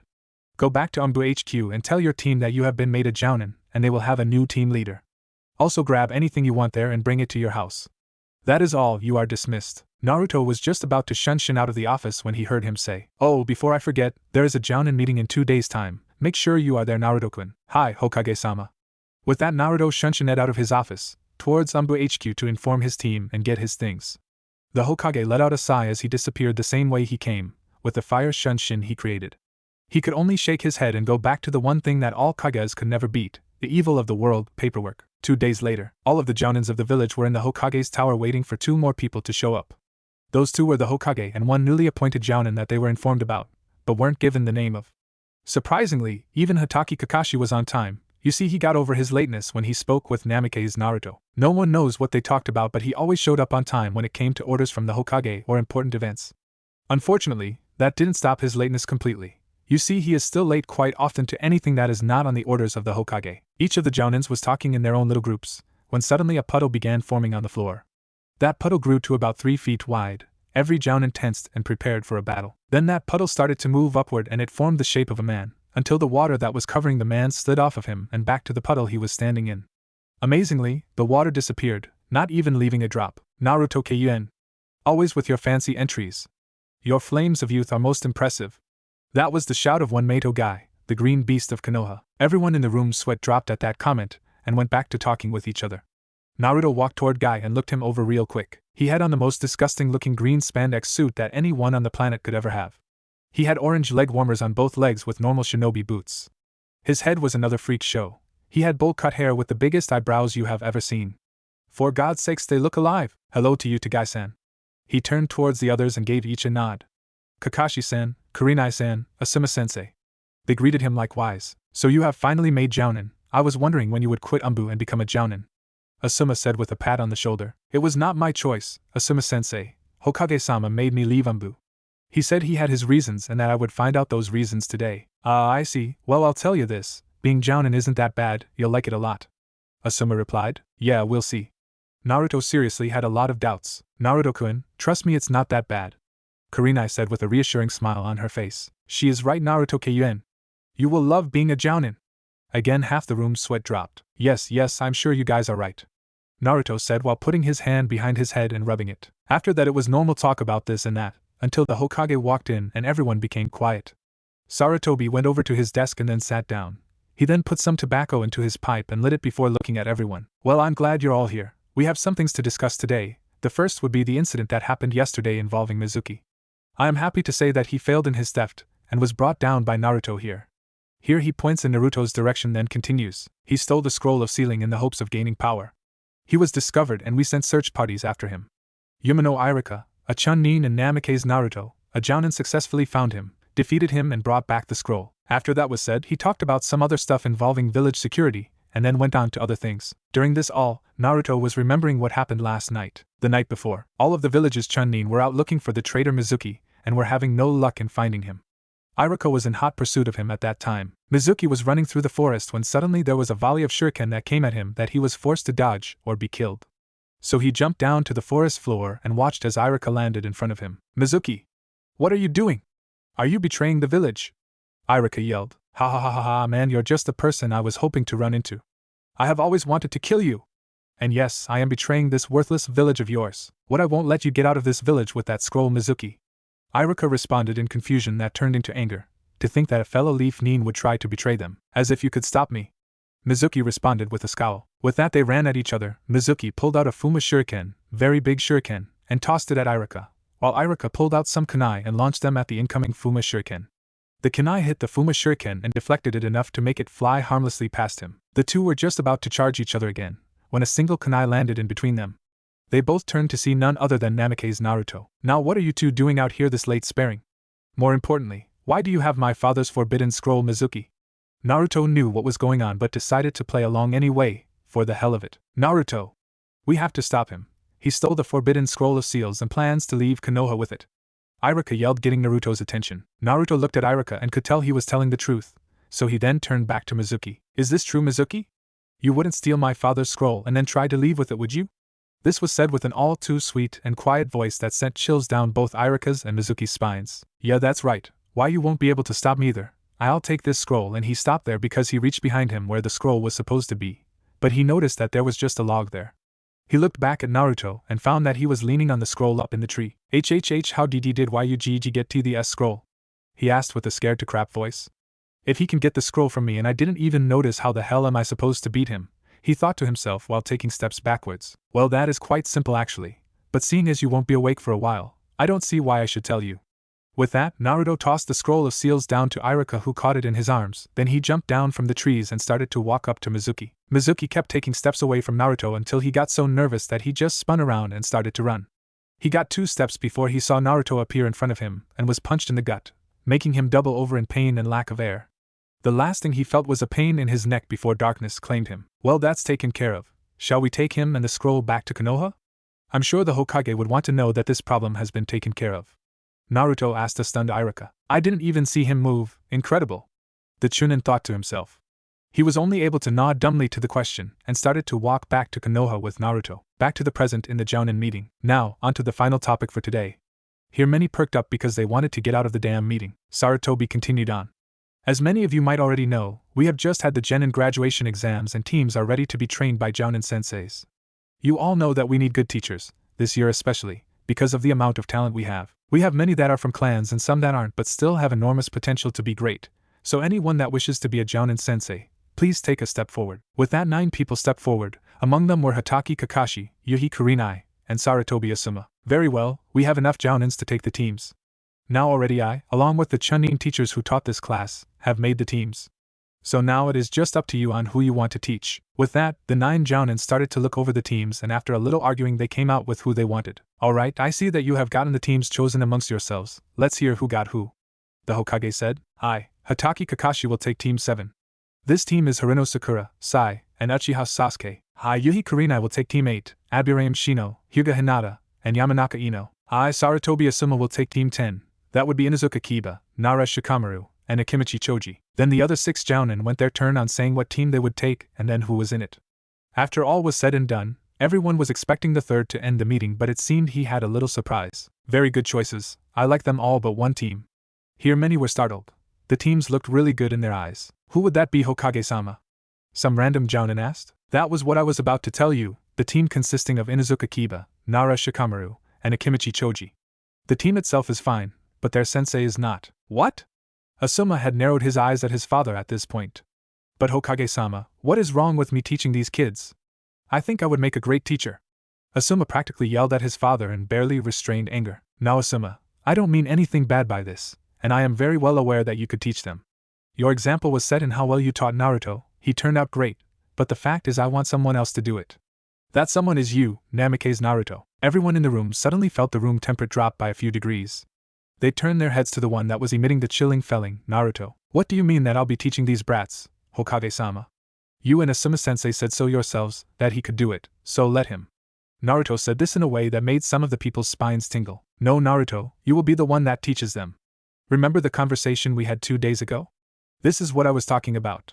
Sarutobi replied with a fixed gaze at Naruto. But Hokage-sama, you know Asuma would hear. He was cut off by a raise of the hand indicating the Hokage wanted silence. Everyone knew to shut their mouths when he did this. Naruto, this is not up for discussion, you will be taking this team, do I make myself clear? Sarutobi said this in a very stern voice that gave no room for argument whatsoever. After several seconds of glaring/staring at each other, Naruto finally relented because he saw that there was no way to get out of this. Hi, Hokage-sama, he replied. With that out of the way, Sarutobi brought back his smile and nodded his head. Very well, the meeting is adjourned. You are all dismissed. Everyone was about to turn and walk out the door when they heard lightning crackle and they all stiffened, ready for a fight again. All they saw was that Naruto was emitting the lightning. This happened for a few brief seconds before it completely covered him, before it collapsed on itself and Naruto was gone. Everyone was silent for a few seconds, wondering if what they had seen was real or not, until someone broke the silence. Well, damn. That was freaking awesome. How does he keep coming up with these things? Some random jounin asked. Everyone had to agree with that. To use lightning as a means to teleport is just sweet. YOSH. Naruto's flames of youth burn brightly. They are getting better and better every day. I will not be left behind. I will train harder than ever to prove my own flames of youth burn just as brightly as Naruto's. Everyone's sweat dropped at Guy's antics. With that done, Everyone else left the Hokage's tower and left one old man trying all he could to get the green beast of Konoha out of his office. Ino pig, get out of my way! I'm sitting next to Sasuke-kun. That was the shout of a girl with pink hair that went down to her mid-back. Who are you calling pig? Forehead girl. Besides, I'm sitting next to Sasuke-kun. That was the shout of a girl in blonde hair that was in a ponytail that also went down to her mid-back. Piff troublesome women. What did you say? Both girls shout out at the kid that just spoke up. He had black hair that was tied into a ponytail. He had the head of a pineapple. Will you both just shut up? God. You're hurting my ears. That was a boy with brown hair that had a dog in his shirt. The yelling continued to go on until the door opened up and in came the sensei. Of course everyone in the room couldn't care less because they were at each other's throats. Of course some were being good and just sat there and minded their own business. The sensei walked over to the middle of the front of the class and put some papers down. He looked up and couldn't help but sweat drop at the children. They were acting like brats and they wanted to be shinobi. Ahem. That got no reaction out of all the girls in the room. The boys though did notice and stopped their talking with each other like normal people and sat at their seats and waited for their sensei to continue. Ahem. Still no reaction out of half the class. Cough. Nothing. Will you shut up and sit down in your seats? That got their attention. Good, now that I have your undivided attention, I can start your last lesson and you will then be placed into your teams. With that the room fell silent and the sensei started his last lesson. Elsewhere in the town of Konoha, everyone in the room sweat dropped at what they just witnessed. There were 4 people in the room. They were all standing around a crystal ball that had a picture of the classroom where the children just got yelled at. Damn, I haven't seen that jutsu for years. What was it again? The big-headed evil face jutsu or something like that he called it? I can't remember. A guy with blonde hair stated, Yes, Naruto-kun. That's exactly right. Another person replied to his statement, Well, it looks like Irika-sensei is doing well. The blonde replied, Yes, well, thanks to you he is. If you didn't show up 2 nights ago it could have turned out completely different, Naruto-kun. No need to thank me, Hokage-sama. It is my job after all. The blonde, also known as Naruto, said to their Hokage. Tish, it also helps that he stole your family scroll too, doesn't it, Naruto? One of the others asked. Yeah, well, you know how it is, Kakashi. It wouldn't really matter even if he did get away with it though. No one but me can open it. Very true, Naruto-kun. The Hokage piped in. Say, Hokage-sama. Why is it that the scroll is in the tower in the first place? Shouldn't it be in Naruto-kun's library? After all, it is safer there. That was the voice of Yuhi Kurenai. Yes, you are right, Kurenai. The reason it was at the tower is because I was adding another jutsu to the scroll. I left it in the scroll library for Naruto to pick up later. When he found it missing he went and asked me where I put it or if I was done yet. I was naturally surprised that the scroll wasn't there. We looked at the security tape and found that Mizuki stole it. I ordered him found and brought back by any means necessary. Naruto here went out and looked for it also. He just happened to find it with Irika and you all know what happened after that. The old man finished. They all nodded. Now back on topic. I have brought you all here so you can get a little glimpse of your teams before you meet them. You know who they are by their profile that each of you have been handed. Take a look. All 3 of the jonins did as told and watched as the student listened intently to Irika. Back in the classroom. Now I will name each team and their sensei. Everyone leaned forward and listened intently to what would be said. Team 1, Team 2, Team 3, Team 4, Team 5, Team 6, Team 7 will be Sai, Harino Sakura. Sakura bangs her head on her desk saying why me over and over again. Ino smirks and says, Ha, looks like you got paired with Sai, forehead girl. Shut up, Ino pig. Irika finishes the team off with, and Uchiha Sasuke. Your jonin instructor is Hatake Kakashi. Ino is dumbstruck and yells saying it's not fair or some crap like that. While Sakura is cheering that she has her Sasuke-kun on her team, Sasuke himself just sits there with his hands folded under chin looking passive. No one knows but on the inside he is banging his head against a wall crying that life isn't fair. Damn. Stuck with the fangirl and the smartass. Just great. They better not get in my way. He thought to himself. Irika continues on through the yelling. The next team is Team 8, which will consist of Yamanaka Ino, Hyuga Hinata, and Aburame Shino. Your jonin sensei will be Yuhi Kurenai. Shino just nodded. Hinata nodded as well, but Ino was complaining that she should be on Sasuke's team, not Sakura. Irika just ignored them and continued on to the next team. Team 10 will consist of Inuzuka Kiba, Naresh Shikamaru, and Akimichi Choji. Your jonin sensei will be. He stopped there and just stared at the paper. Everyone looked at him wondering what caught his attention. Being loud like she was, Sakura decided to ask what was wrong. Sensei, what's wrong? Oh, sorry about that. Just lost in memory there for a minute, that is all. Now where was I? Ah yes. That's right. Team 10's jonin sensei will be Namikaze Naruto. That got a lot of talk throughout the class. It was no secret that the last Namikaze was strong, and that he was famous everywhere. Not just in the Fire Country either. They had learned a lot about him and his father in class. He was considered a genius amongst all geniuses, right? Quite down class. Now for the last two teams, he said those and then told them a great speech about how you should act as a shinobi and never give up in life and to be the best you can be. After that was done, he was just about to excuse them for lunch when a hand shot up into the air. Yes. What is it, Sakura? Iruka asked. Can you tell us more about Namikaze-sama? We only know a little about him. Everyone in the class looked eagerly at their sensei for this answer. With a sigh of defeat, he looked up to his students and knew he wouldn't get away with not telling them something. So he reluctantly did so. I guess you don't know a lot about him, do you? Can any of you tell me what you do know about him? Sakura, being the smartest of the class, started it off.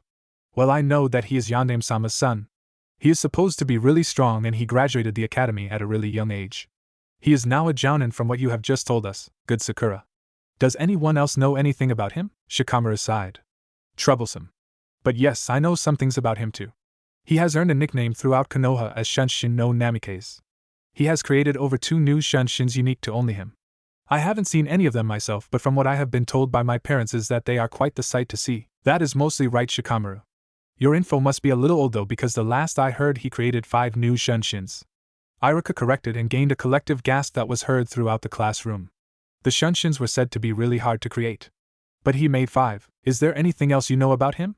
He looked around the class and found that no one else was going to speak, so he decided to stun them a little and at the same time bring them down a peg or 2 or a couple million, he added as an afterthought. No one else knows anything about Namikaze-sama. Well, I guess that I can tell you a little more about him then. Let's see, his full name is Namikaze Uzumaki Naruto. He took both his father's and mother's names. He graduated at the age of 6 years old from the academy. Here everyone in the classroom gasped at him. 6? You have got to be lying. That's impossible, isn't it? Kiba all but yelled. No, Kiba. I was his teacher then. He graduated at the age of only 6. He is the youngest person to ever graduate from the academy in all of Konoha history. Even Uchiha Itachi graduated younger than him. Again people were speechless. But here Sasuke balls his fists in anger. It was no secret to anyone in Konoha that Sasuke's older brother, Uchiha Itachi, killed his entire clan. The Uchiha clan, the second noblest clan in Konoha. No one knows why he did it, but he did. He left no survivors except for his younger brother, but he didn't leave him unharmed. He left him emotionally distressed. He made Sasuke live through the whole clan massacre again by the use of the Mangekyo Sharingan, and then proceeded to torture him mentally. Iruka continued on. Then he was put under a sensei just like all of you. 2 years later he was promoted to the rank of chunin at the age of 8. Then at the age of 10 he joined the ANBU. Again this is a record he broke. A year later he was promoted to that of ANBU captain at the age of 11. He again broke the old record of 13 set by Uchiha Itachi, and made it 11 to be the youngest ANBU captain ever to come out of Konoha. Now he is 13 years old and is a jounin sensei. The classroom was completely awestruck. Namikaze Naruto broke 3 records of graduating or being promoted. That's incredible. Most had to agree with Kiba's outburst. It was indeed very incredible. Now you all know a little about Namikaze-sama. I hope that gave you everything you wanted to know. Now it is time for lunch. Please return here afterwards to meet your jounin sensei. You're all dismissed. Iruka watched all of them walk out of there in half a daze. He had to suppress a smirk. That defiantly brought them down a peg or a million. Elsewhere, at the Hokage's tower, the crystal ball just ended the picture due to the Hokage ending chakra connection. All the jounin stood up straight and looked at the Hokage. Sarutobi himself just grabbed his pipe, put some tobacco into it and lit it. And then started to puff some here and there. Well, what do you 3 think? He asked. I for one have to say sorry to you too, Naruto said, gesturing towards Kakashi and Kurenai. He continued on though. Kiba looks and acts brash for a shinobi something. I'll have to fix that. Choji is strong from what his profile says, but I will have to work on his speed. And finally Shikamaru looks lazy as hell. Naruto said this all with a straight face on. Kurenai decided to go next. My students look okay. Ino looks like a fangirl and will have to be put through some very hard lessons to get her to act like a shinobi. Shino, I couldn't really tell. But then again, all Abdurames are like that. Finally Hinata looks like she has some major confidence problems. Kakashi was still reading his little orange book and not paying attention at all, when Kurenai elbowed him in the ribs quite hard. It surely would have left a bruise if he was not a shinobi. How the others in the room just sweat drop at this and stare at him expectantly. He eventually catches on. Ah. Yes. You want my opinion, right, Hokage-sama? Well, the Sai kid looks like a normal shinobi to me. The only weird thing about him is he has no last name. He shrugs his shoulders here and continues. Sakura looks like a fangirl with little to no talent at all. Sasuke looks like he broods all day and might be gay, but I can't be sure about that one till I spend some time with my team. Kurenai looks at him weirdly for a second, then asks, why do you think he is gay? The other men in the room just look at her with a deadpan look on their face. It's Naruto that answers. How can he not be gay? Come on. He has girls practically throwing themselves at him, and all he did was sit there and ignore them. You think he would at least talk to them? There is no way he is not gay. He nodded his head up and down afterwards. So did the others in the room.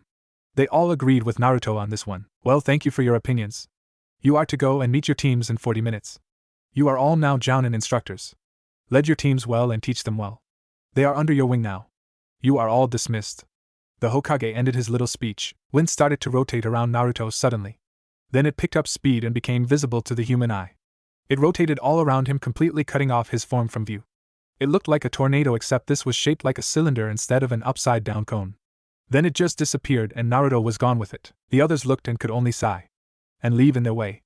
Kakashi and Kurenai both just popped out of the office in a cloud of smoke, leaving Sarutobi to do some more paperwork. God, paperwork will be the end of me, I swear it. Sarutobi thought to himself as he grabbed the first one and went to work on the never-ending pile of evil incarnate. Hour later, the classroom was active with talk about this and that. They were talking amongst each other about this and that.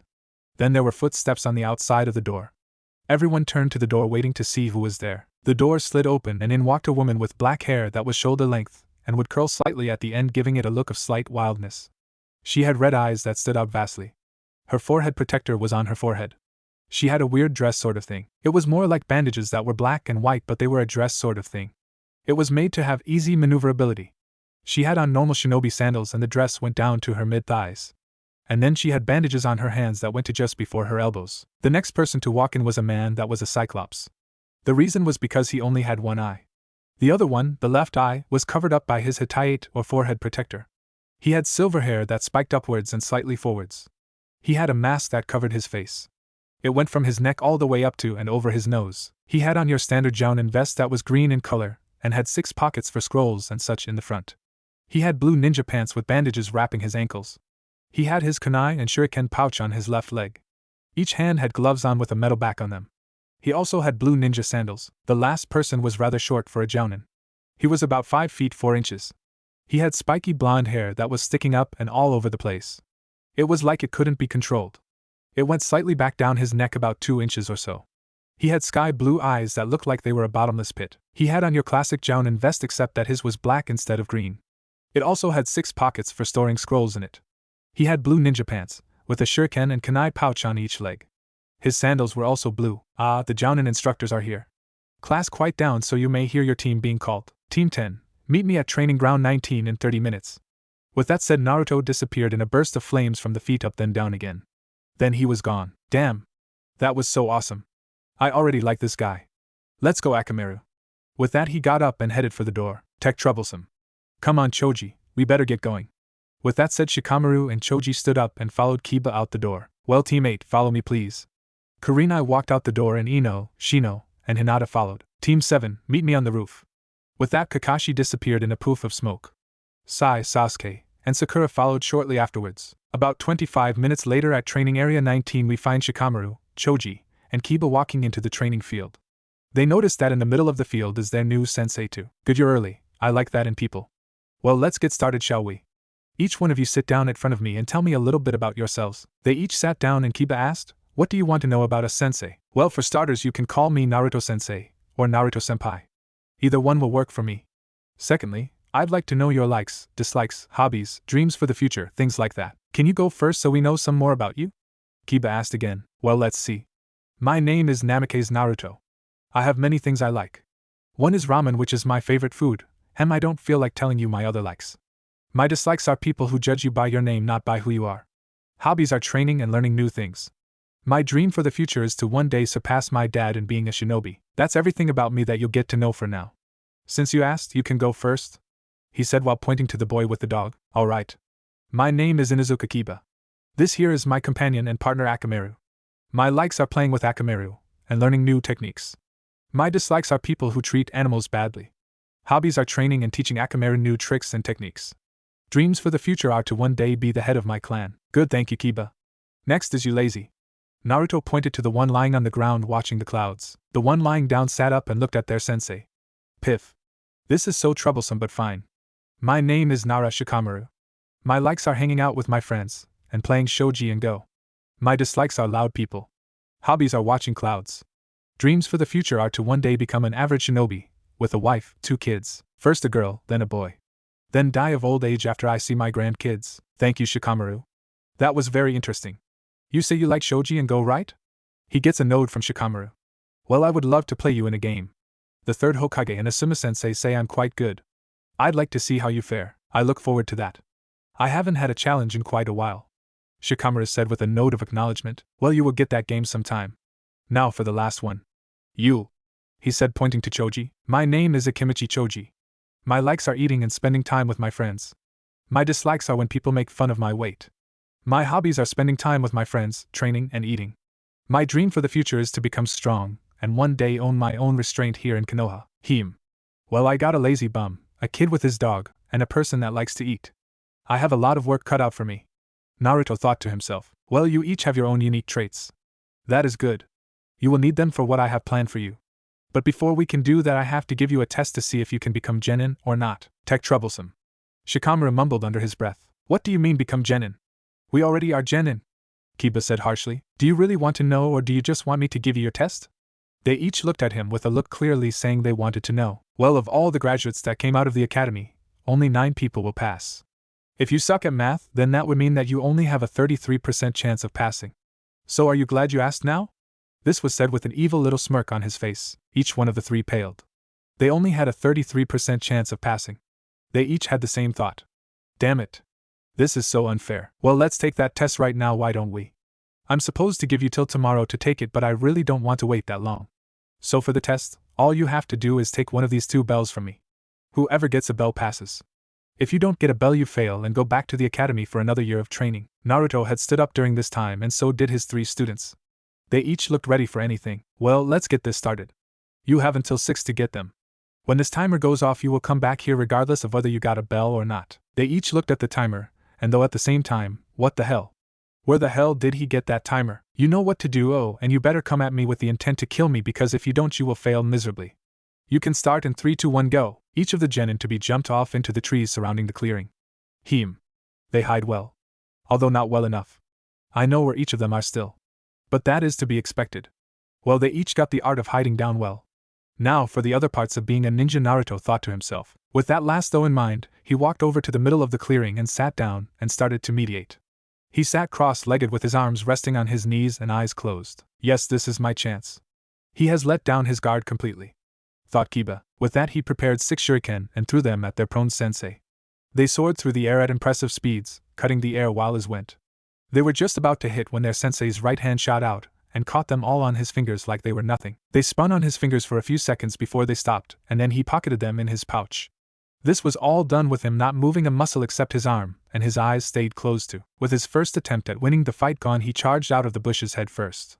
He raised a fist to hit him in the head, and swung when it was caught in Naruto's own hand. He tried to kick him next, but Naruto simply leaned his head to the side and then jerked on Kiba's arm that he still held, and then pushed him back with enough force to make him slide back 10 feet. When Kiba regained his footing, he looked up and saw that his sensei was standing before him looking at him. First lesson, Taijutsu. The art of hand-to-hand combat. Come. And so the fight was back on. Kiba again charged in head first, only to be delivered a harsh punch to the stomach for his efforts. He bent over and landed on his knees trying to regain his breath. Naruto walked away about 10 feet, then turned to look at him again and said, First things first. Never attack a person head on without a plan first. You will only end up like you have right now. Kiba snarled and called Akamaru over and tossed him a food pill and then ate one himself. He crouched low to the ground so he was on his hands and feet, and then his nails lengthened. Shikyaka no Jutsu. For legs technique, Kiba snarled. Get on Akamaru. The dog did just that and jumped onto Kiba's back. Jijin Bunshin. Beast human clone. Akamaru on his back burst into smoke only to come out looking exactly like Kiba did. When the preparation was all done, Kiba yelled out, Let's go Akamaru. With that, both Kibas rushed forwards at least twice the speed they did beforehand. They both took a swipe at their sensei and both were dodged. They both went past him and turned around and tried again only to be dodged again and again. This continued until the Kibas got irritated and they stepped it up a notch. Gutsuga. Double piercing fong. Both Kibas started to spin super fast and then looked like 2 tornadoes of death coming at Naruto. But yet again they were all dodged, and then Naruto himself started to do some hand seals and slammed his hands on the ground after creating some distance from the attacking duo. Doton, Yomi Numa no Jutsu. Earth release swamp of the underworld. The earth turned into a swamp all around the area in front of Naruto. Both Kibas were in the air when the jutsu was done, and were now coming down into the swamp. They didn't have time for a kawarimi, so they headed straight into the swamp head first. Within seconds they hit the swamp, and even faster, they were swallowed whole by the technique and disappeared underground. With both Kibas disappearing underground, Naruto ended the chakra supply, and the ground hardened. Naruto did 4 more hand seals that were too quick to follow for either Shikamaru or Choji that were still hiding and watching, and then the earth swallowed him up whole. Not 3 seconds later, 1 Kiba's head popped out of the ground, and 1 dog's head popped out of the ground. Next, Naruto jumped out of the ground in front of Kiba. Doton Shinjuzanshu no Jutsu. Earth release, inner decapitation technique. So Kiba, did you learn your lesson? You can't beat me in taijutsu or ninjutsu. You have no chance of it. But good try nonetheless. You almost got a bell there at one time or another. With that, he started to walk away. Hey! Where you going? You can't just leave me here in the ground like this. Hey, I'm talking to you! Kiba yelled. Naruto stopped walking and tilted his head back so he could see him out of the corner of his eye. Actually, yes. I am going to leave you there. Have fun trying to get out. With that, Naruto leapt into the trees and out of sight. Shikamaru and Choji came out of hiding a little while later and walked up to the still struggling Kiba and Akamaru. Hey, need some help there, Kiba, Akamaru? Choji asked well-heartedly. Tish. This is so troublesome, but I've figured out the real meaning of this exam. Choji, who just undug Akamaru and started on Kiba, looked back at his best friend. Kiba did the same thing. Shikamaru, what do you mean by that? Choji asked him, clearly confused. Yeah, man. What the hell? Aren't we just supposed to get the bells? Kiba asked, bewildered too. Shikamaru just sighed and started to help dig out Kiba with Choji while he explained. No, the real purpose isn't to get the bells. Even if we did get the bells individually, we would still fail. Although I highly doubt that we could get the bells by ourselves. We would have to work as a team to even have a chance to get a bell. He left clues on what the true meaning of the test was. Firstly, there are only 2 bells, so no matter what, one of us will still fail. Then there's the fact that we were put on a 3-man cell. Then why right off the bat try and separate us? All genin cells are made up of 4 members, a jonin and 3 genin, so I figured he purposely tried to separate us to make us fight each other, and put us against each other so we would have to go back to the academy. With all of these facts, it only leads to one truth. And that is that we must work as a team. That is the true meaning of the test. Not the bells, but for us to work as a team. By the time Shikamaru was done talking, they had managed to get Kiba and Akamaru out of the ground. They each were standing now, cleaning themselves somewhat of the dirt that covered them. Well, if we have to work as a team to pass, then I'm all for it. Right, Akamaru? Kiba said while getting a bark as a reply from Akamaru. I'm with Kiba, Shikamaru. Let's work as a team. Choji piped in. Alright, here is what we'll do. Shikamaru pitched in and they all huddled together to form a plan to hopefully stop their sensei and try and get the bells. An hour later, we find Naruto leaning against a tree thinking. Well, what do we have here? Are they working together? I wonder how they figured it out so quickly. Must have been Shikamaru. He did say that he played shogi and go. Well, doesn't matter. I want to see what they got in them. Out of nowhere, Shrunken and Kunai come out of the trees heading straight towards the still prone Naruto. Naruto jumps to the side just as they were about to impale him. Baika no Jutsu. Muti-size technique. He hears, then he sees Choji in the trees blow up into a big ball using his own body, and then each of his limbs goes into his ball-like body. Then he hears Nikuden Sensha no Jutsu, human bullet tank, then Choji starts to spin and roll towards him, so he does know a few family jutsu.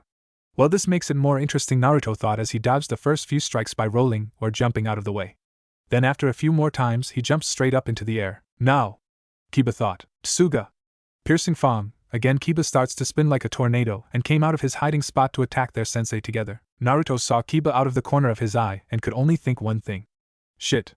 This is going to get hard. Naruto got hit with the Tsuga attack and suddenly puffed into a log that was completely torn to shreds. Naruto jumped out of the trees and looked at his students, and when they found him they charged him again with their respective attacks each. Naruto was dodging left and right and was slowly starting to worry. Damn it. I can't stop them without hurting them too severely, and if I do the old man will kill me. Add to that I'm being pushed backwards into the trees and I'll surely be hit in no time. Naruto was getting frantic. He looked for any way out but could only find one, and that was the trees. He knew if he went in there he would have limited maneuverability, but hopefully so would Kiba and Choji. At least he hoped so. Finally Kiba and Choji backed him up to a tree and they both grinned, although no one could see it. Both thought the same thing. The plan is working perfectly. Now we just have to hope that Shikamaru does his part. And Shikamaru did do his part. The second Naruto got within 20 feet of the forest, there was a shadow racing towards him. He noticed it, and jumped upwards to avoid it, but that only led him to being able to barely manage to dodge Kiba's Tsuga. When he started to fall again he saw Choji waiting for him. He landed on the ground and had to jump out of the way of the living human tank called Choji the second he touched ground. He jumped backwards and landed only to find he couldn't move. He looked down by moving his eyes downwards because his body and neck of his wouldn't respond. What he saw was the shadow from earlier attached to him. Kage main no jutsu success. Shadow imitation technique, he heard. He looked forward and saw Shikamaru standing there with his own shadow extended to his. Then both Kiba and Choji came out of their attacks and charged forward to get the bell. They got them easily because Naruto couldn't move. They all stood by each other and smiled at their sensei proudly. They slapped hands together and said good job to each other. They looked at their sensei and they saw him smiling too. Well, you guys did well, but not good enough, I'm afraid. You still failed to get the bells. Each one of the three looked at him like he had grown an extra head or something. What are you talking about? We got the bells right here. Look, Kiba said, holding up a stick. What? Where the hell is the bell? I just had it. He practically yelled. No, wait, he did yell. They each looked at their sensei that still couldn't move because of the cage main no jutsu holding him still. Well, it's been fun. With that, he disappeared in a cloud of smoke. What the hell was that?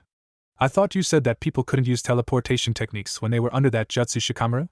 Choji asked his friend. Shikamaru replied, just as confused as he was. They can't.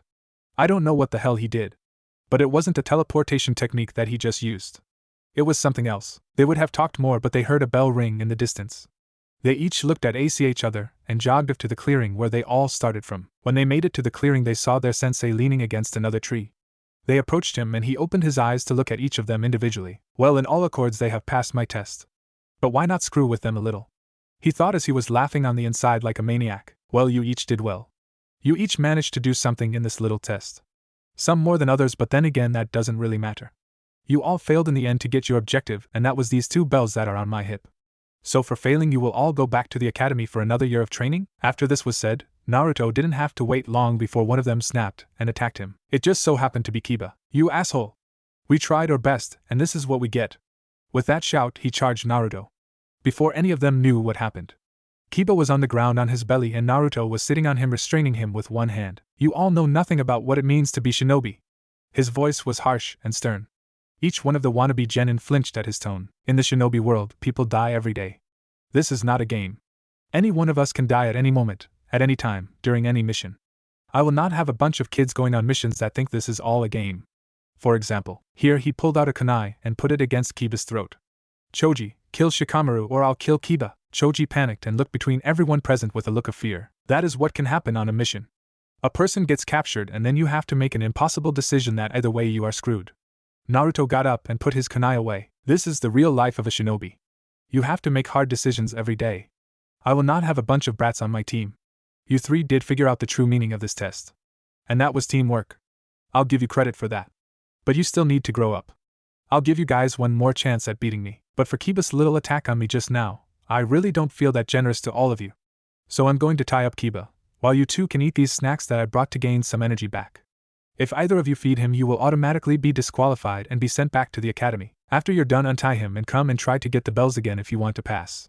You have 2 more hours. With that, he tied up Kiba and started to walk away. But before he left, he turned slightly back towards them. I make the rules. You follow them. If you don't, you will find yourself in a world of pain. With that, he leapt off into the trees, leaving 3 genin to shiver in slight fear at his words. Both Choji and Shikamaru ate their respective snacks in quiet, both thinking about what they just heard. Akamaru was sitting at his master's feet, winning slightly. Kiba was pouting about his loss and the reprimand he got from Naruto, when his stomach grumbled, indicating that he was hungry. Shikamaru and Choji looked at him, and then Shikamaru handed him some of his food. Kiba couldn't take it because he was tied up, but he looked at him questionably. Why are you giving me your food? If you do, you'll be punished, he said in bewilderment. Tish, it's troublesome, but if we're going to stand any chance at getting those bells from Naruto-sensei, then we all have to be at our best. Shikamaru responded with a shrug of the shoulders. He's right, Kiba. Besides, what kind of teammates would we be if we didn't look out for one another? Choji added in his 2 cents in. Thanks, guys. This means a lot, but I can't move. Akamaru barked in agreement with him. I'll feed you some, don't worry, Kiba, Choji said while he gave him some of his sandwich. Then out of nowhere the sky turned blackish, and then there was lightning in red color.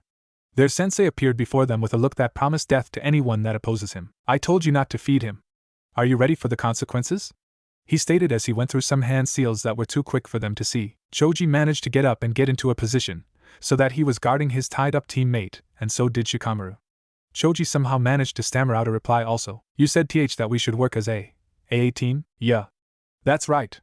You can't punish them for working as a team, Kiba put in. Akamaru barked as well, agree with them, being in front of his master. Oh, and what about you? Naruto said while looking at Shikamaru. If Kiba doesn't get food, then he won't be at his best and will suffer. And if he suffers, then that means the team suffers. So yeah, I'm with them also. he said. Oh, so you're disobeying my rules, are you? Well, then I guess I have only one thing to say then. Each one of the genin to be were preparing for anything. You pass, he said as the sky cleared up back to normal, and he put on a smile. What, we pass? That's it? Choji asked, confused. Naruto just kept smiling at them and then stood up and flicked a kunai at Kiba that cut the ropes that were holding him to the tree. Yep. That's it. You all passed my test. You actually surprised me though. I didn't think you would be able to figure out the real purpose of the test. But you did. From this day forward you are all genin of the leaf and will be a proud part of Team 10. They each celebrated in their own way. All right, Akamaru, we did it, Kiba said, and Akamaru barked in reply. Choji took out a bag of chips and started to eat them. And Shikamaru mumbled troublesome under his breath. But he was grinning like his friend Choji and Kiba. Remember though. You may be genin now. But it only gets harder from here on out. Remember this well. It is a line from one of my friends. Those who break the rules are considered trash. But those who abandon their friends are even worse than trash. They each nodded in understanding, committing that line to memory. Well, good job, Team 10. I am your official sensei from now on. We will start training and doing missions in 2 days' time. Tomorrow you have off to do whatever you want to do. Because in 2 days' time your torture AI mean training begins. Meet at the Ichiraku Ramen restaurant at 6 am sharp. See you then. With that, Naruto disappeared by the ground, lifting up and covering his body with a small amount of earth covering him everywhere. It was no thicker than an inch in any area though. When he was completely covered it crumbled around him from head to feet. When it was done it didn't even look like the ground was disturbed. A day later, we find 2 people waiting in an office and occasional small talk here and there. They were conversing about nothing of any importance. Just some chit-chat between friends. Then right next to the female of the two a small amount of wind picks up and forms a tornado. Though this tornado was only about 6 feet tall. It started off on the floor and went upward. After it was formed it disappeared the same way, but this time starting off at the head, then downward to his feet. In its wake stood Namikaze Naruto. What was really surprising though was that the miniature tornado created very little wind. Just a small breeze. Well, hello to you, to Naruto. How have you been these days? The man of the two asked. I have been doing fine, Kakashi. And you too? Naruto asked. Just fine. Though I was rather surprised about my team though. The man now identified as Hatake Kakashi said with a thoughtful expression on his face. Oh, and how is that, Kakashi? The female of the two asked. Before he could answer though the door was opened up and in stepped the Hokage. Each of the 3 occupants of the room straightened slightly, and stood at attention for their leader. The old man walked over to his chair and took his seat. He looked at the occupants and nodded at them. Well, I'm glad that you 3 could make it here today. I would like to hear about your teams. Have they passed, and then if they did, could you give some info on each of their skills, please? That would be much appreciated. The old man asked the 3. First to speak was the only female in the room. Ayuhi Kurinai, captain of Team 8. I'm happy to say that my team passed my test. The team consists of Abirayam Shino, Hyuga Hinata, and Yamanaka Ino. At first they didn't grasp the true meaning of the test, but they quickly caught on to it. Here she paused to let the information sink in, and then continued on. Hinata is well versed into the Jukin style of fighting. Not surprising there. She has no other talents as of now. Her confidence is also lacking though. Shino is silent as any other Abirayam is. But his skills and his family style are very good. Ino is loud and brash. She has talent in her family techniques though. Overall they are a well-versed team. With my help they will become accomplished shinobi in time. The others nodded at her as if expecting that answer. Kakashi, can you go next? Sarutobi asked with a nod in his direction. Hi, as you wish, Hokage-sama. I am captain of Team 7 consisting of Uchiha Sasuke, Haruno Sakura, and Sai. My team has passed. This shocked Sarutobi and Kurinai. They both knew of his reputation of never passing a team. Ever. So you finally passed a team, have you, Kakashi? It wasn't just because of the Uchiha, I hope, was it? Naruto asked, looking directly at him. No, Naruto. I'd never do that. Actually, I'm surprised that they passed at all. Even if they did just by a margin. I almost failed them, but at the last second they managed to work as a team. Although a very bad team, still a team. Anyway, like I was saying, Sai has some very interesting skills. He can create ink creatures of sorts. Anything he draws on paper, it seems he can make it come off the paper and grow to normal size. He uses these creatures to aid him in battle. They are made completely out of ink and are under his control when he uses them. Sakura is another story altogether. She has very little talent right now. As far as I can tell so far, all she can do is the basic academy jutsu, and that is it. She is a fangirl with little to no effort put into being a shinobi. If she doesn't act like a real kunoichi should, then I will have no choice but to take her off the team. As for Sasuke, he is very talented for his age. He has enough chakra to do a Gokakyu no Jutsu, fireball, and his taijutsu is good. Bad thing is, he is completely obsessed on getting revenge and kill Itachi. Overall, my team needs a lot of work. Kakashi finished with a shrug. Well, Kakashi, it looks like you got your work cut out for you. I want you to keep an extra eye on Sasuke. If he tries to do anything funny, you will report it, got it? Just because he is the last Uchiha in Konoha doesn't mean he will get special treatment. Sarutobi asked in a very serious tone. Hi, Hokage-sama. Kakashi replied in an equally serious tone. Very well. Naruto, what about you, team? Did you pass or fail them? The old man asked, looking right into his eyes. I am captain of Team 10 and my team consists of Inuzuka Kiba, Nara Shikamaru, and Akimichi Choji. They did extraordinarily well in my opinion. They managed to pass and figure out the true meaning of the test within 20 minutes of the trial. I have a feeling it would have been sooner if Choji and Shikamaru could have gotten to Kiba before he attacked me. But that is beside the point. Kiba is brash and acts before he thinks. But he also has a very good understanding of his family techniques too. His taijutsu is animal-like and furial to say the least. Shikamaru is probably the smartest person of his class. His record is totally inaccurate. He came up with a brilliant strategy to take me down. He also has a good grasp of his family techniques also. Bad thing is, when he or his companions are not in danger, he is a lazy bum. Choji has a good grasp on his family techniques as well. He used 2 of his techniques on me. He is also very strong for his age. But like most Akimichi, he is slow. Overall, I will have to put them through hell to come to my standards. But that should be fun or me and torture for them. Naruto finished his description of his team with a very evil smirk that promised cruel things. Well, Naruto, remember that they may be shinobi and all, but they are nowhere near the level they were when you were 12. You can't put them through the same thing you did. The old man responded after hearing those last 2 sentences and seeing the evil smirk. After all, their parents will kill me if they come home nearly dead from overtraining. Not to mention Naruto's health will be in danger. He thought. Hi, Hokage-sama. I promise not to overexert them too much, was his half-livid reply. Just try not to make them come home every day completely exhausted like you did. Their parents would kill you and me for that. Sarutobi asked pleadingly. That got each of them laughing. To see the Hokage begging for something was not often. I'll do my best, Hokage-sama. Naruto replied after his laughter fit was over. That is all I can ask for now. He paused for a minute thinking how he wanted to say this. Well, you each now have a team. You are to command and lead them through at least their genin years.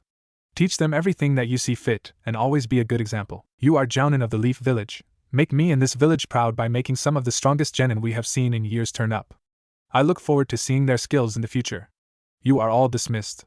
The old man said with a passion in his voice that the others did not miss. Kakashi, Kurenai, and Naruto replied with a hi, Hokage-sama. Then each one in the room turned to see how Naruto would leave. Naruto noticed this and sweat dropped. What? He asked, looking at them sheepishly. They just kept staring at him intently. What's wrong? I got something on me? Naruto asked as he looked at his clothes all over. Now it was their turn to sweat drop. Naruto, there's nothing on you. Weren't you going to leave just now? Sarutobi asked with playfulness in his voice. Ahoo. Well, I guess I'll see you then. Everyone else in the room stared intently on him, ready to see something great, when he just turned around and headed for the door. Wait. Aren't you going to leave with a shunshin or something, Naruto? Kurenai asked in a panic at first, but then caught herself and finished passive. Naruto turned around and looked at them each, to see they really wanted to see one. You guys really expect me to use one of my shunshins all the time, don't you? Naruto asked matter-of-factly.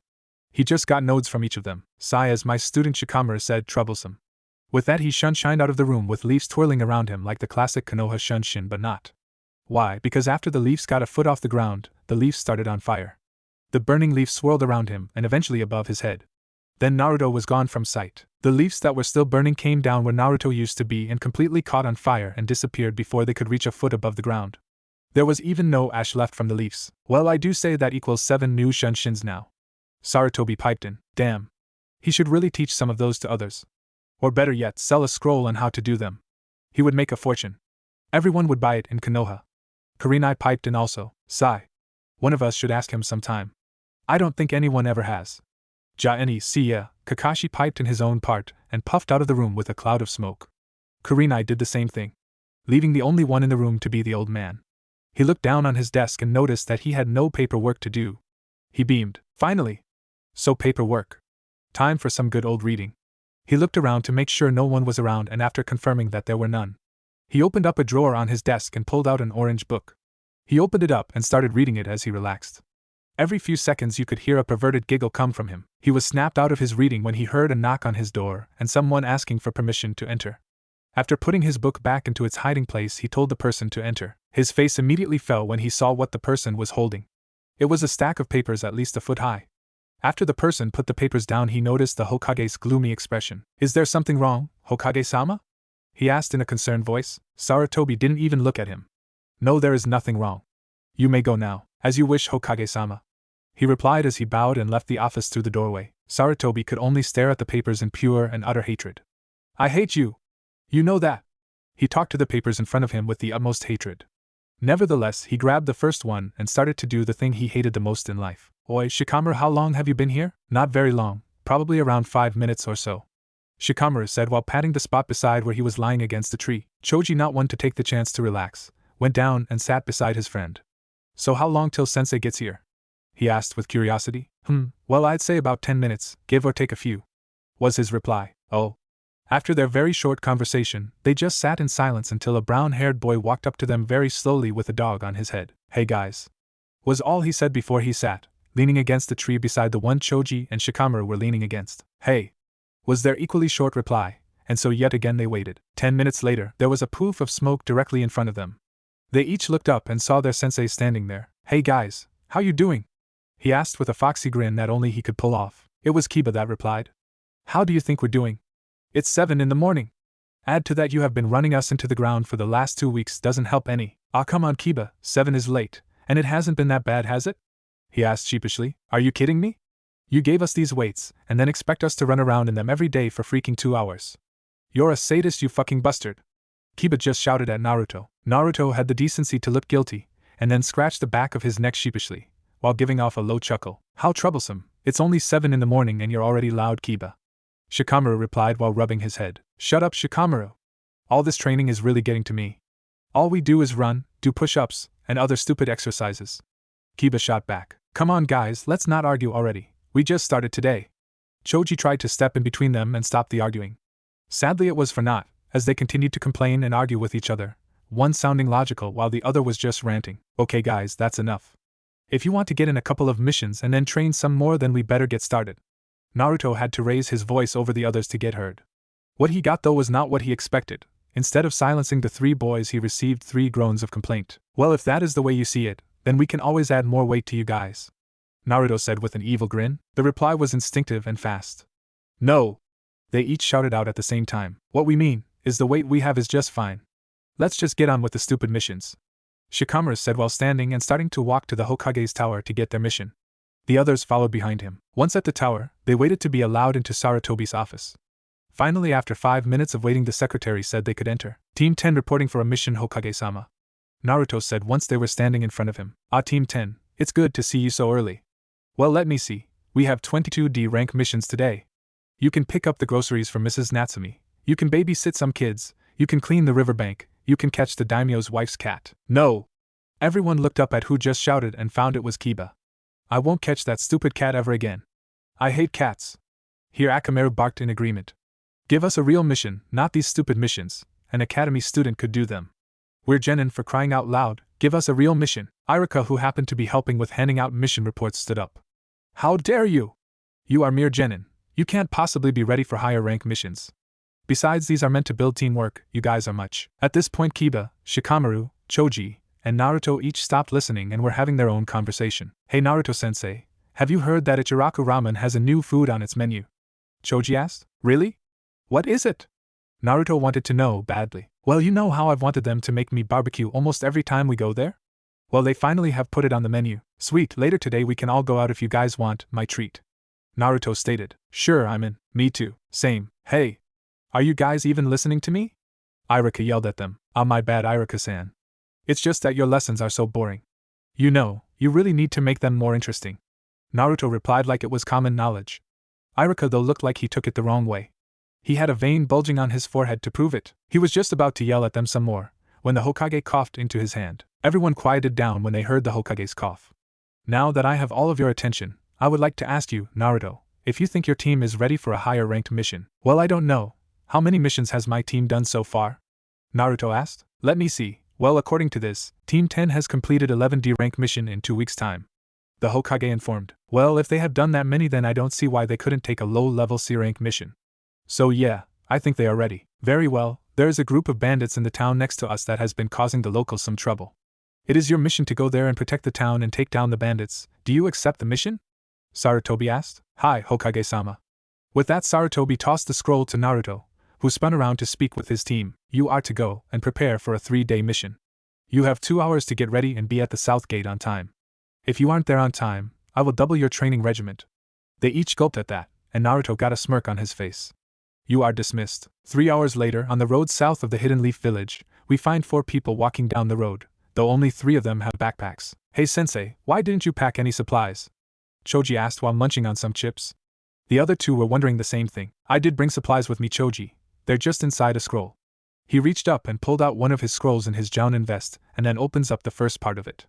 He put his hand over a kanji for food, and then there was a poof of smoke. As soon as the smoke cleared, there was their sensei, snacking on a bag of chips. Here you go, Choji, enjoy. Naruto said while tossing him the bag of chips. So you know how to do sealing jutsu, sensei? Shikamaru asked. Hi, I learned them in my library at home. I'm by no means an expert, but I'd say probably low to mid-range level. I plan on becoming a master someday like my father was. He replied while looking ahead of them. What else do you got in that library of yours? Any jutsu? Kiba asked, hoping for a yes. Hi, it has jutsu, many other things too. How many jutsu does it have? Kiba asked again. You know, I really don't know. I've learned about 350 ninjutsu and genjutsu out of there, and I still have a long way to go. After a few seconds, he noticed that he was the only one still walking and looked back at his students. Your library is that big? Kiba asked in astonishment, while Choji and Shikamaru could only nod their heads agreeing with him. Naruto just grinned at them and nodded, then continued on his way. His students soon caught up with him after they got out of their stupor, and they walked in silence again for some time, until they stopped to take a break. Now Naruto-sensei, are all of those shunshin you do part of your bloodline? I heard from my mom that they were. I just wanted to know. Choji asked. No, they aren't. I created those shunshin by myself and anyone can use them if they know how. Naruto replied. This time it was Shikamaru that decided to ask a question. If those aren't your bloodline, then what is it, and what does it do? Naruto seemed to think about this for a minute, before deciding to tell them. Well, my blood limit allows me to move at inhuman speeds, and using 2 techniques that my dad created, it allows me to move a lot faster. The first just accelerates my movement, but the second one allows me to move at near light speed. Each of the genin had their mouths on the floor at that moment. They also had the same thought. Light speed. How is that possible? Seeing the reactions he got, Naruto decided to elaborate a little. I can see that you don't believe me. Well, I won't tell you how it works because that is a family secret. But I'm sure you have heard about my dad, the 4th, and what his nickname was during the 3rd Great Shinobi War, right? Hi, it was the Kiroi Senko, or Yellow Flash. Shikamaru answered. That's right, Shikamaru. His nickname was the Yellow Flash. He got this because of our bloodline. He moved so fast that all you could see was a flash of yellow, and he was gone. Damn. Kiba said in awe of the 4th Hokage. I agree with Kiba on his one. But you still haven't told us why you haven't used your bloodline limit yet. Usually they manifest themselves in a dire situation or when you're pushed to your limits. Shikamaru asked again, trying to get the second half of the answer. Well, you are correct on the most part, Shikamaru. Most blood limits do activate in those kinds of situations, but mine is different. For me to use my bloodline limit, my body has to be somewhat matured or about halfway through puberty. Once that happens, it will start to manifest itself and then I can use it. But as you can see, my body still has a lot of growing to do, just like yours does. Naruto said while waving his hands over his body. I guess that makes sense. What do you mean, Shikamaru? Choji asked. Yeah man, what's up? Kiba put in, while Akamaru barked also. Naruto just looked at him then continued looking ahead. From what I can make out, the reason Naruto-sensei's blood limit will only activate after the body is somewhat matured is because if the body is not matured, then it would not be able to handle the stress and might kill him. Am I right, sensei? They each looked back forward towards Naruto. Naruto himself just sighed and looked back at them over his shoulder. You know, Shikamaru, you are just too smart for your own good sometimes. The 3 just laughed at him and continued on in relative silence from then on, only asking questions here and there or talking about random things. After a while, they made it to the town they were supposed to protect and found someone to point them in the right direction towards the town leader. After making their way through town and stepping into the appropriate building, they then entered the office. So you are the Konoha ninja that were sent to protect the town. You all look rather young. Do you think you can beat the bandits? Asked a man in his late 40s. You bet we can. You can count on us, right, Akamaru? Kiba spoke confidently and got a reply confirmation from Akamaru. The man didn't look like he believed them, so Naruto stepped in front of his students. Don't worry, sir. If they can't do it, then I will. I am a jonin from our village. I may be young, but I have earned this title. By the way, my name is Namikaze Naruto. This is Nara Shikamaru, Inuzuka Kiba, and Akimichi Choji. We will do everything in our power to stop this bandit problem for you. Naruto had a voice filled with confidence but also authority. When he heard the name Namikaze Naruto, he knew he was in good hands. So you're Namikaze Naruto? He got a nod as an answer. Well, I have no doubts about you guys then. You are famous around Fire Country after all, Naruto-sama. I'm glad we could get such good protection. Oh, how rude of me. My name is Kenzo, by the way. The old man said thankfully to them. It is of no trouble, Kenzo-san, and please just Naruto-san will do. My team here are genin, and are no slouches either. They should be able to handle a couple of bandits no problem. My apologies, I'm sure they can handle themselves. Would you like some tea? Kenzo responded. No thank you, Kenzo-san, we must go and prepare for the bandits before they come. Naruto shook his head in the negative to get his point across. I see, well then don't let me keep you from doing your job. Team, let's go. Naruto commanded as he walked out the door and to the edge of town. Once there, he stopped and turned to his team. The bandits are said to come here once every week, that means tomorrow they will be here, and we will be ready for them when they arrive. The report says that they number around 23 or so. They will most likely have weapons of all sorts and they won't be organized, so here is what we will do. The next day around noon, Shikamaru was looking out into the woods with his team right beside him. The report stated that the bandits had come into and then left town the same way the last 3 times, so they waited for them to show themselves. Luckily for the ninja, they did show up and in the exact place the report stated. Each member of the team was hidden in the shadows or behind something, so as not to be seen. Once the bandits were out of the trees enough to make sure they couldn't escape, they each jumped out of their hiding spots and landed in front of the bandits stopped and one stepped forward. Get out of our way, brats, we have a town to go to and wreak havoc on. The bandits behind him agreed with him, and there were some shouts for them to move it from the peanut gallery. I'm afraid we can't do that, Naruto stated with venom in his voice. Oh? And you 4 think you can stop us, do you? The same man in the front asked. You guys are nothing for Konoha ninja, Kiba boasted. Oh, so some little ninja punks think they can stop 28 men? We'll see about that. With that declaration, the bandits charged at the group of 4. Let's go, Akamaru. Shikyaka no Jutsu. 4 legs technique, Jujin Bunshin. Beast human clone. Kiba bent over on all 4s and then grew claws, while Akamaru jumped on his back and transformed into an exact copy of Kiba. They took off into the mass of bandits. Damn it, Kiba! You forgot the plan. Let's go, guys. Naruto ordered Shikamaru and Choji into the battle. They each charged head-on into the fray, with only their kunai drawn. Within 10 minutes the fight was over. All of the bandits were down for the count, and wouldn't be getting up any time soon. Everyone okay? Naruto asked as he looked at each of them. Shikamaru had a few cuts and scrapes on his body. Choji was the same.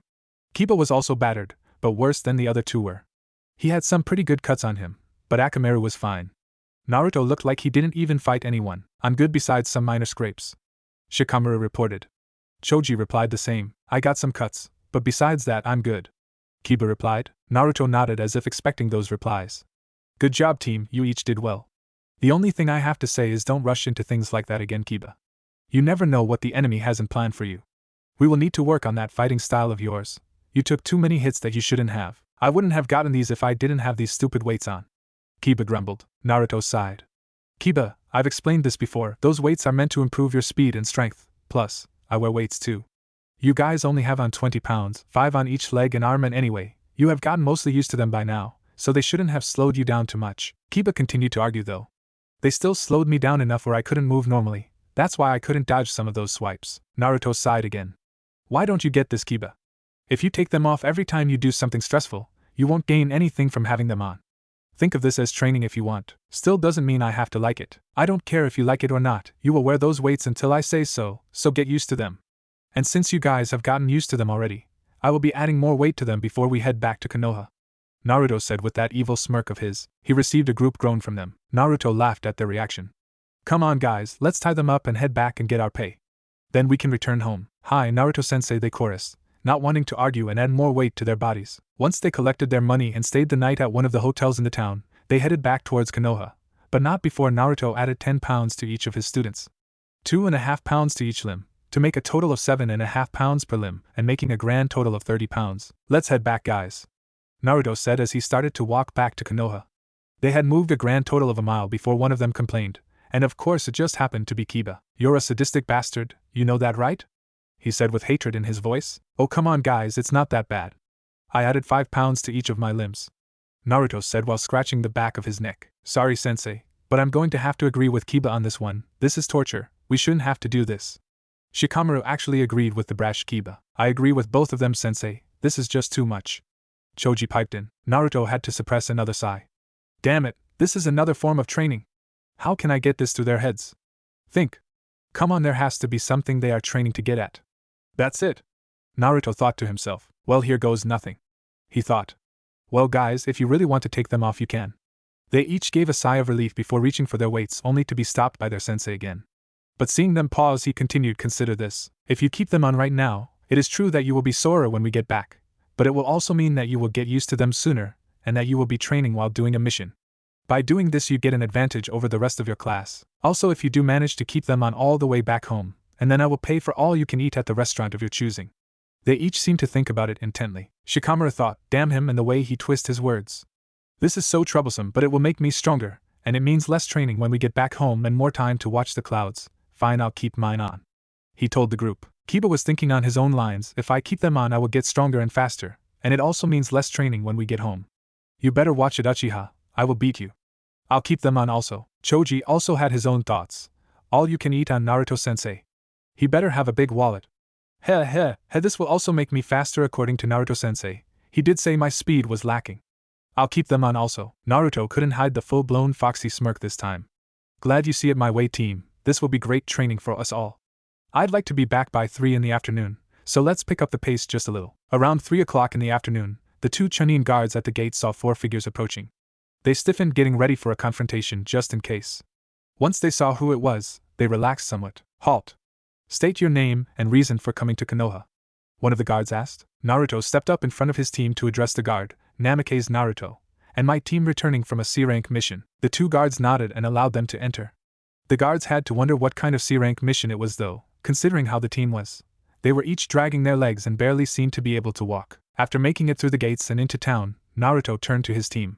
Okay team, I'm giving you tomorrow off seeing how we're all a little exhausted, but right now let's head to whatever restaurant you want to go to. That was the agreement we made, which you came through on, so I will keep my part of the deal. Where do you want to go to eat, my treat? Ichiraku Ramen is where I want to go. Choji piped in instantly. Works for me. Me too. Naruto nodded. Well, I have to go make a report to the Hokage real quick. It shouldn't be more than 20 minutes, then I will join you there. Don't wait up for me. He didn't give them a chance to reply to him, as he burst into a pillar of flames indicating one of his famous shunshin. Let's go guys. I can't wait to try the new barbecue.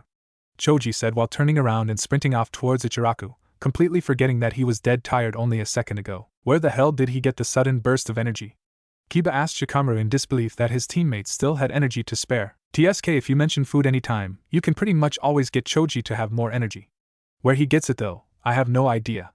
Shikamaru answered as he and Kiba started to trudge their way to the restaurant. In the Hokage's office, Sarutobi was dealing with the plague of all Kages, the dreaded paperwork, when he sensed that he had a visitor. But he recognized this shunshin signature better than most and looked up in time to see the floor catch on fire and a pillar of flames rise up to about 6 feet tall and then drop back down, revealing who he thought it would be. Ah, Naruto, how was the mission?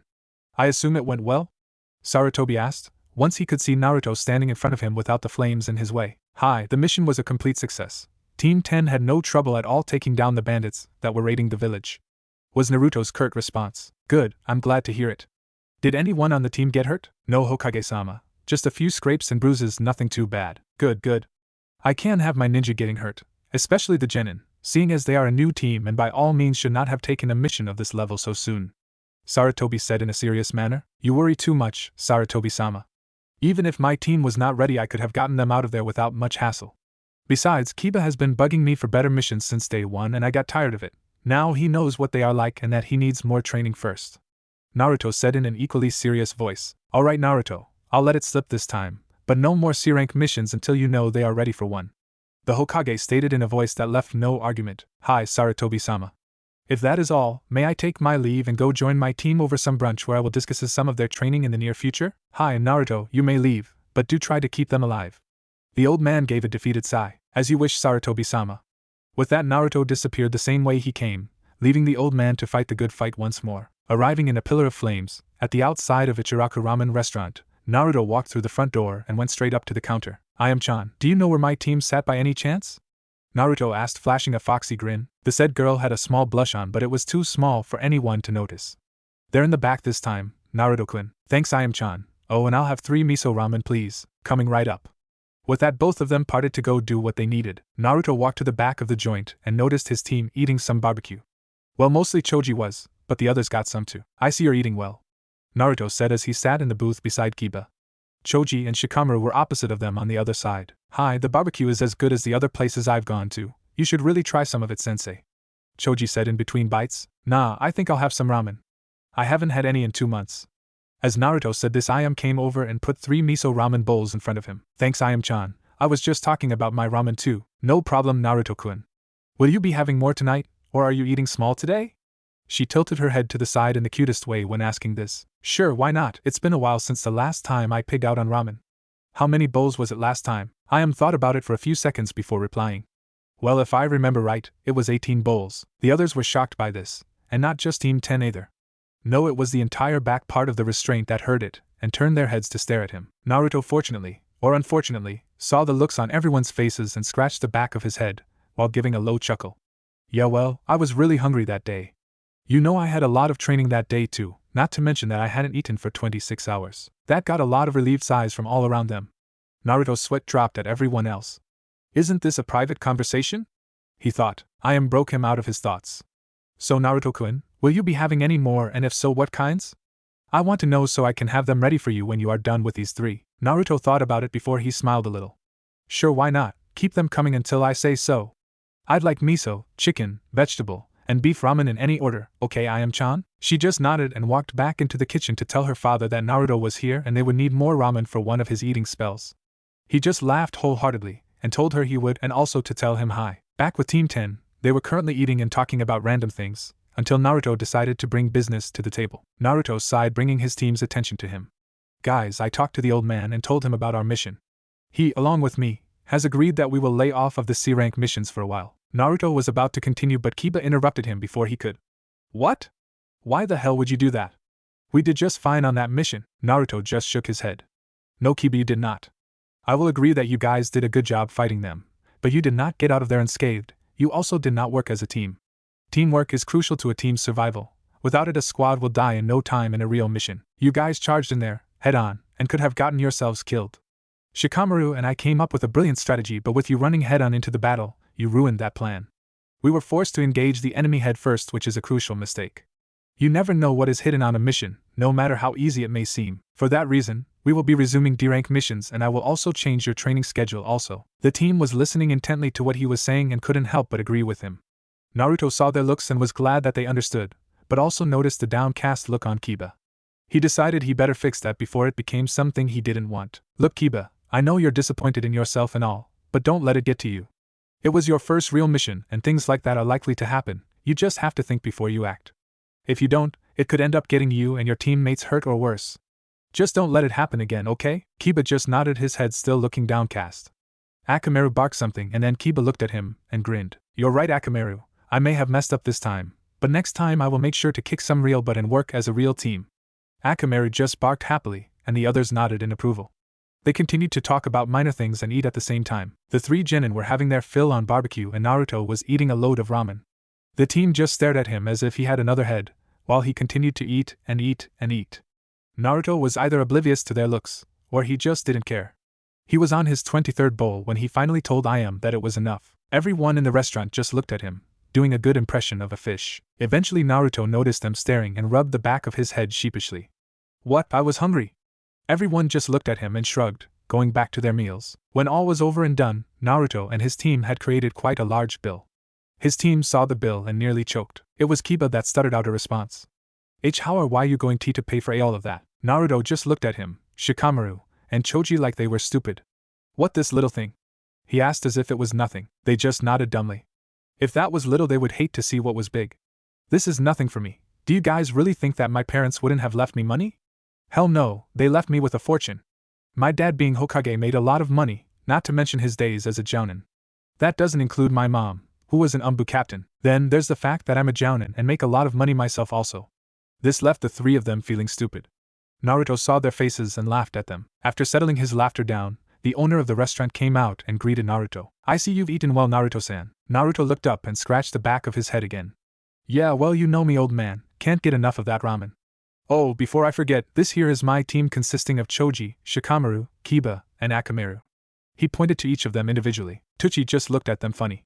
Your team sure has gotten younger, Naruto-san. Last time you came with some of your team they were at least 20 each. Oh no, old man, that was part of my ANBU team.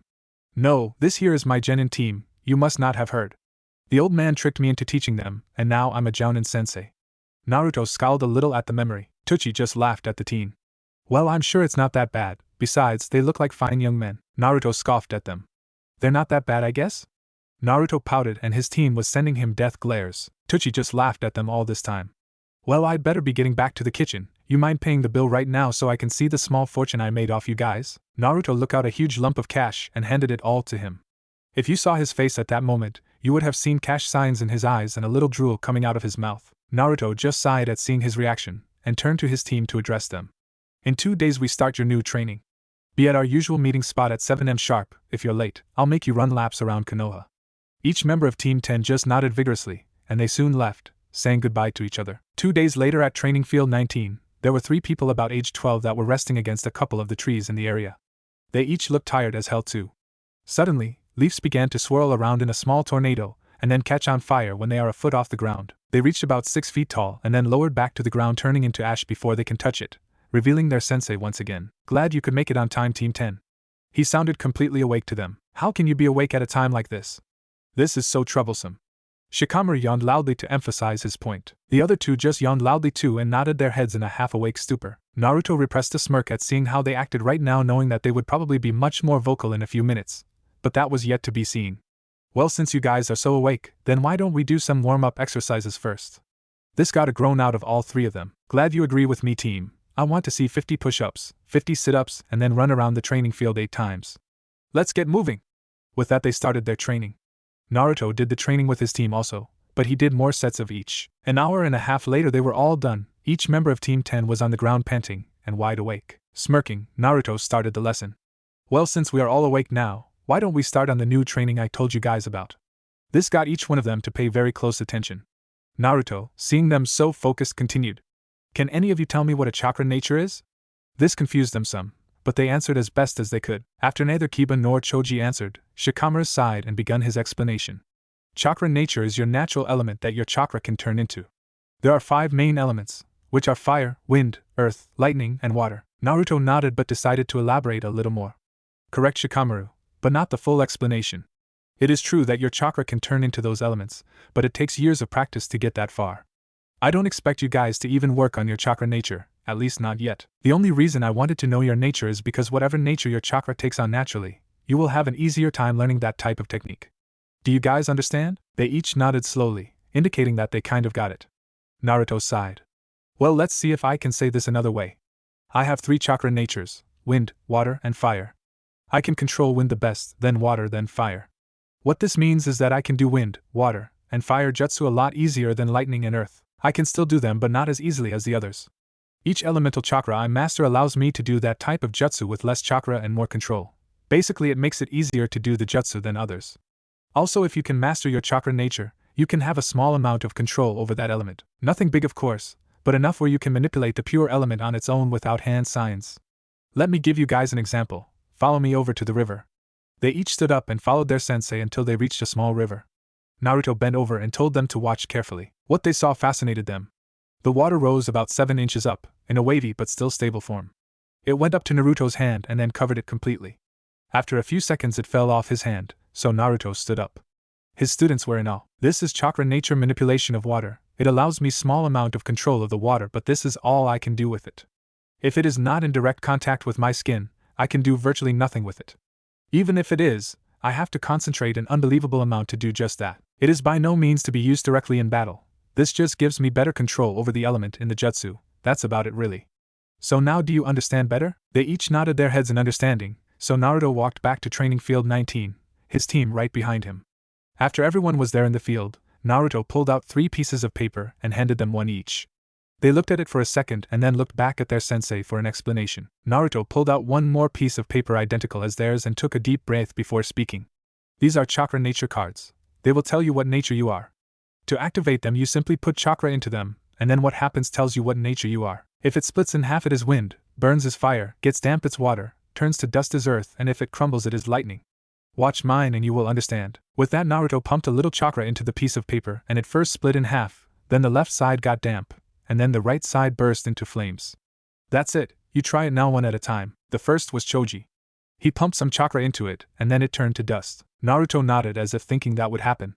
I thought so. Earth manipulation is your nature, Choji. It fits you perfectly really. With your body type being strong and not very fast you would need some good defense. This will suit you just perfect. You're next, Kiba. Kiba nodded and pumped some chakra into his card and it crumpled up into a small deformed ball. You Kiba have lightning. It will suit your fighting style too. My guess was either fire or lightning for you and you got lightning. With your upfront and close fighting style you can use that element to do some good damage. Last is you Shikamaru. He just nodded and pumped a little chakra into the card and then it split in half. You, Shikamaru, have wind manipulation chakra. I was actually suspecting water because of your lazy attitude, but wind will suit you well also. You can use it in long-range attacks and later when you have better control you can use it in short-range attacks. But that is in the far future. After a few seconds of silence, Choji was wondering what to do now. Sensei, what are we going to do now? You said we don't have the control to do the actual manipulation, so what now? Well, I'm going to start on your ninjutsu training to begin with. But I have to think up of some good ninjutsu you could use first. Obviously, they can't be too high rank seeing as you would never be able to handle them yet, so I think I will start you off with some basic jutsus of each element. But before we do that I have to teach you a B-rank forbidden technique. Choji audibly gulped at the word forbidden. Naruto-sensei, why are you going to teach us a forbidden technique? My dad said that when a technique is forbidden, it's for a good reason. The others nodded also. Naruto had a thoughtful look on his face for a second but it went away so fast that the others thought it was just their imagination. Nah, there's no need to worry, Choji. It may be forbidden but as long as you don't overuse your chakra then you should live. This did not help Choji's nerves and it even gave the others a scare. Naruto didn't even see the looks on their faces. Or he did and didn't care. The technique is called Kagebunshin. Shadow clone. The technique makes a solid clone that can actually fight, but you will not be using it for that. The real reason you will use it is for the special ability that comes with it. You see, when a clone is dispelled, all the knowledge it happened to come by when alive will come back to you. Thus, you gain the knowledge of the clone. Do you get where I'm going with this? So you're saying anything this clone learns, we will learn?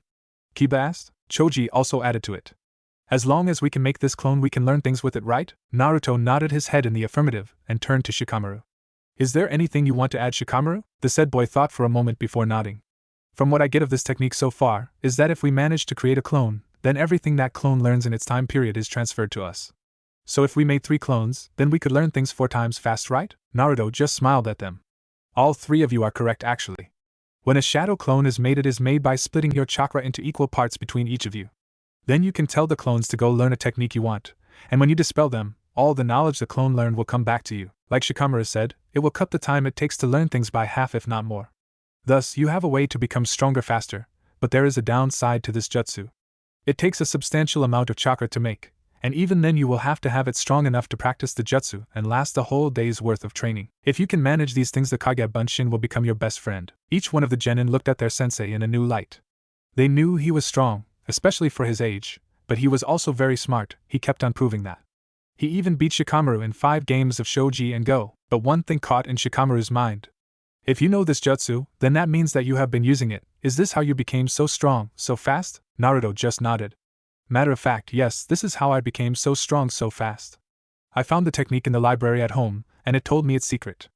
I learned it, and have been using it since I was a chunin. I was only 8 years old at the time. At first I was only able to create 2 clones to help me train, but now I can create up to 10 clones that can last all day. So how do we do this jutsu, sensei?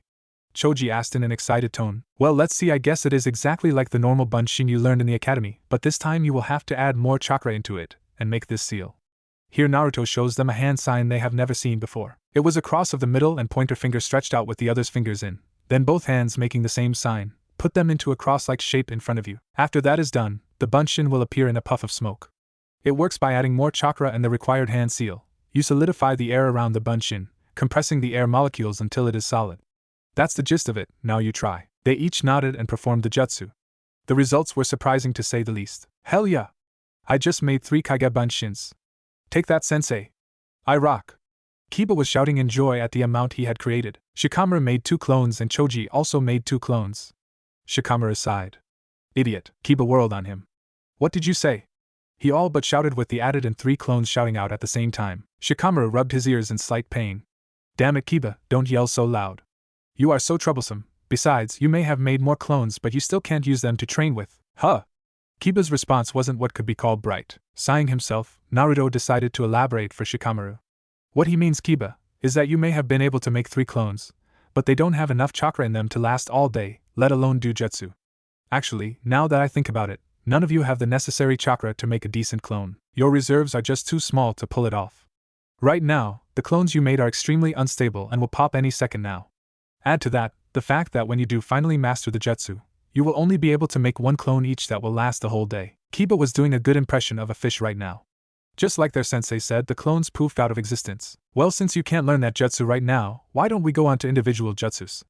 I will teach one jutsu to each of you and then you are to practice it until the day is over or you run out of chakra, whichever comes first. Hi, well you're first Choji. I'm going to teach you a jutsu called Doton, Doria Hiki. Earth Release, Earth Style Wall. This jutsu is a defense technique. It makes a solid chunk of earth rise up and can vary in size and how strong it is by the amount of chakra you use in it. Once you perform the correct seals, all you have to do is slam your hands on the ground and pump chakra through the ground and the wall will rise in front of you.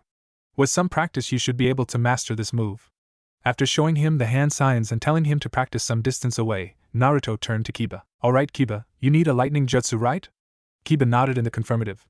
I think the Raikyu no Jutsu, Lightning Ball, will suit you well. For starters, that is. This jutsu, as the name indicates, creates a ball of lightning in the hand and can be used in close-range fighting, or you can toss the ball at the enemy if you wanted, but it would lose some of the power.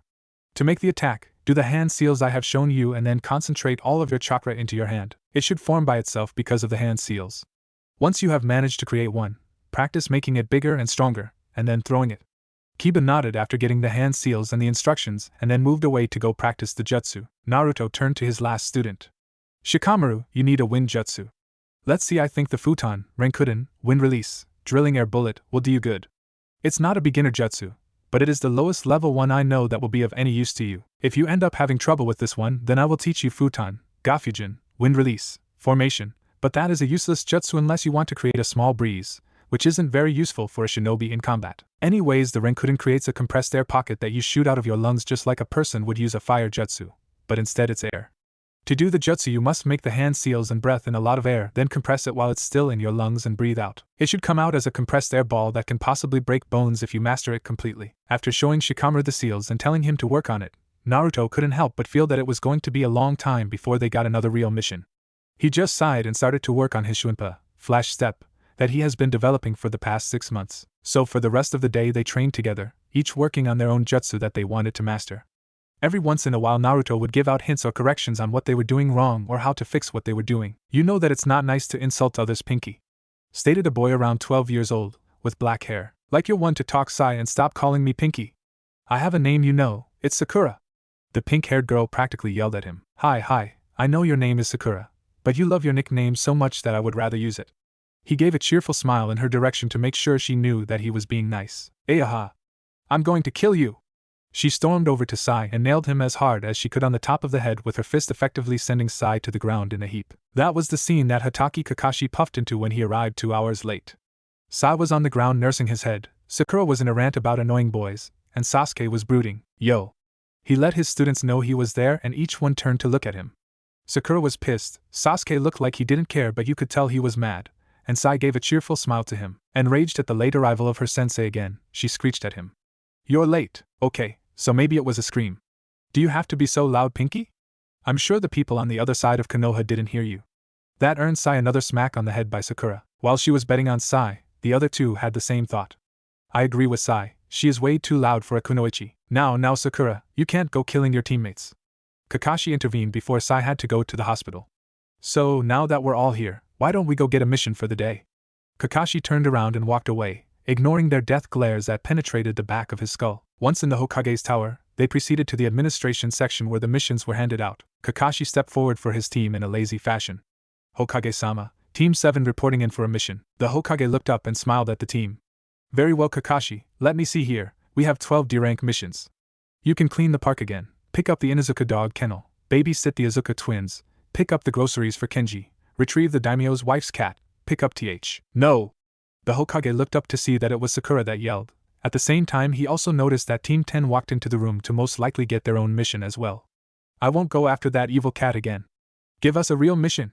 With Sasuke-kun on our team, we can easily do a C rank, hell even Sai can help a little. The old man was just about to speak when Iruka stood up and started to berate them.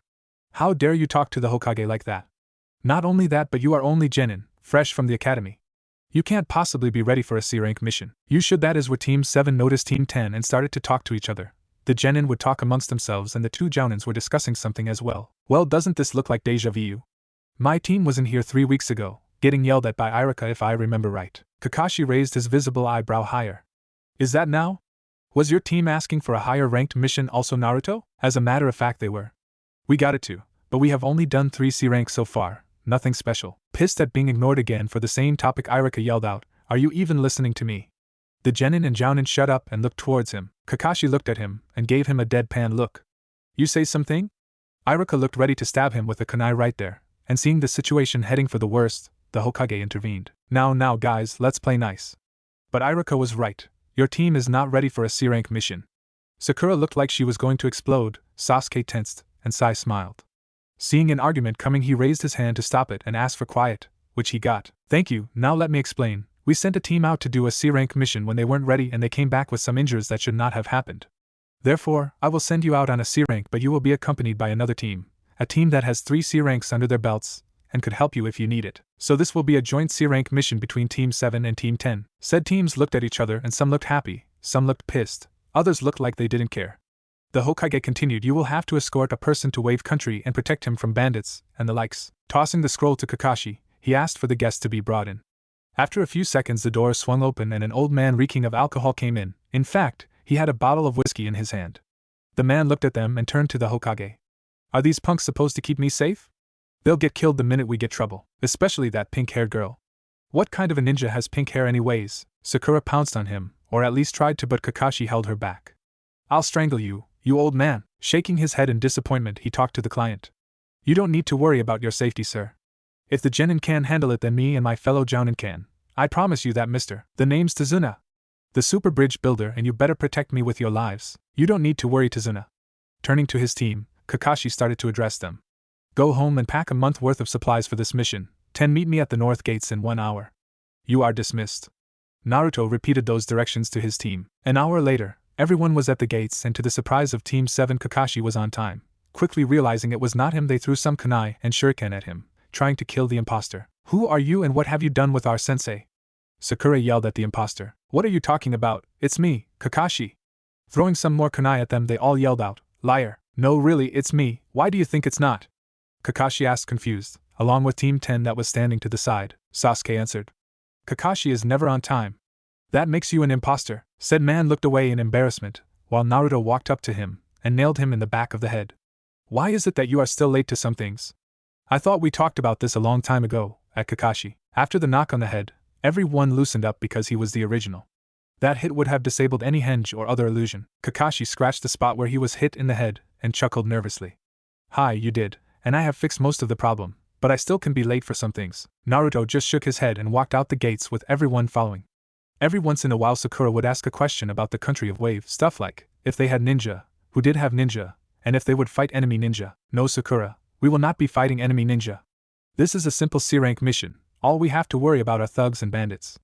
That seemed to bring the tension off of her shoulders. After another hour of travel, the team came upon 2 small puddles in the middle of the road. Shikamaru, Kiba, Choji, Sai, Kakashi, and Naruto all know the same thing.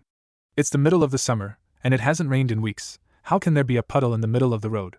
Although Kiba thought that he smelled 2 human scents in the puddles, Team 10 looked back towards their sensei to ask what they should do in a silent gesture. Naruto just shrugged his shoulders and slowed down slightly so that he and Kakashi would be at the back of the group. Team 10 and the mostly oblivious Team 7 kept walking as if they didn't suspect a thing wrong. After walking past the puddle, 2 men in black ninja clothing came out of the puddles. They had /mist headbands indicating them as ex-mist ninja, and had a lethal-looking chain connecting the both of them. They charged the group and targeted the 2 jonins, before they wrapped them both in the chain and pulled on it hard. The 2 teams spun around and saw both of their senseis being torn to bits by the deadly chain. 2 down. They spoke up at the same time and charged the group of genin head-on, but more so towards Tazuna. Sasuke and Sakura froze at the sight of them, while Sai grabbed the client and pushed him away and stood guard over him. Meanwhile Team 10 charged the attackers. Shikamaru tossed some shuriken at the both of them, and they pivoted around them to keep charging head-on without even batting an eyelash. Just as the chain was about to make a full circle around Shikamaru, Kiba kicked out and pushed one of the ninja back, while Choji punched the other away, making the chain unwind. The chain tightened between the 2 ninja and both released it, so they would not be brought back together. The left one swung his clawed gauntlet at Kiba, who ducked under it, and Akamaru jumped out of his jacket and bit him on the shoulder. He screamed out in pain and lost his balance, stumbling backwards towards a suspicious shadow. At the same time that Kiba was fighting, Choji was just engaging his target. A very similar clawed gauntlet was swung at his face, and Choji sidestepped the attack and hit the offending arm, slapping it away to the side, leaving a wide open spot for an attack. He took that chance and slammed his left hand into the Miss Nin's gut. The man bent over in pain only to have an equally as painful blow hit him in the face from Choji's right hand, making him stumble back towards another suspicious shadow. At the same time, both ex-Miss Ninja stopped moving and heard a voice. Kagemain no Jutsu success. Finish him off, guys. Shikamaru said with a smirk. Both of his teammates replied instantly. Hi. Kibutsuga his guy into next week, while Choji did the Baiken no Jutsu on his, running him over, until both passed out from the pain. The fight was over in less than 30 seconds, and it left both teams unscathed thanks to Team 10 and Sai. Sakura was speechless for once and Sasuke was furious. He clenched his fists until his knuckles were white. I froze up. How am I supposed to beat my brother if I can't even handle these losers? Tazuna was also speechless. I thought these kids were just punks, but they actually beat those enemy ninja. I underestimated them. They suddenly heard clapping and twirled around as fast as they could to see who was there. Unsurprisingly for the members of Team 10, there stood Naruto and Kakashi, applauding their efforts. Good job, team, you handled that perfectly. I expected nothing less from you guys. Naruto practically beamed at them. You did well too, Sai, you thought fast and got the client out of harm's way. Sasuke and Sakura though, I wasn't expecting for you two to freeze up like that. Kakashi nodded in approval towards Sai and shook his head towards the other two. Sakura was just staring at them. But how? We saw you get torn to shreds by those chains. Naruto and Kakashi just pointed to where they were torn to shreds, indicating the pieces of wood strewn about. They each mumbled a quiet Kawarimi no Jutsu in understanding. Sakura spun around and pointed a finger at them. You made us all think you were dead. Why? Naruto decided to answer her question this time. Well, we saw the puddle in the middle of the road and decided to see what they wanted. We needed to know if they were after us or if there was a different purpose for them to attack. He let that sink in for a few seconds before Shikamaru looked like he figured it out. As you probably have just figured out, and by the looks of things Shikamaru has, we were not their target, but Tazuna here was. Care to explain yourself? He asked in a deadly tone that promised pain if he didn't talk. Tazuna audibly gulped and backed away a little, chuckling weakly, before he sighed and stood up straight. You are right, Naruto, they were after me and not you guys. Kakashi stepped forward now. If you knew ninja were after you, then why didn't you request a higher ranked mission? Both of our teams are not ready for this type of mission yet. I'm sorry about deceiving you, but I had no other way to get protection. You see, our country is very poor right now and not even our daimyos have enough money to afford anything higher than a C rank. It took everything we had just to get enough for that. I see. Well, what do you think, Naruto? Continue knowing that we will be attacked again, but this time most likely by jonin, or head back home? Naruto seemed to think about it as he looked at each of the genin. They all had different looks. He looked at Tazuna, who seemed ready to beg. Sighing, Naruto addressed everyone. If we do continue this mission, then you have to understand that this is a high-level B rank to A rank mission. There will be more ninja coming for us next time. Also, I want full payment for the proper level this mission is at.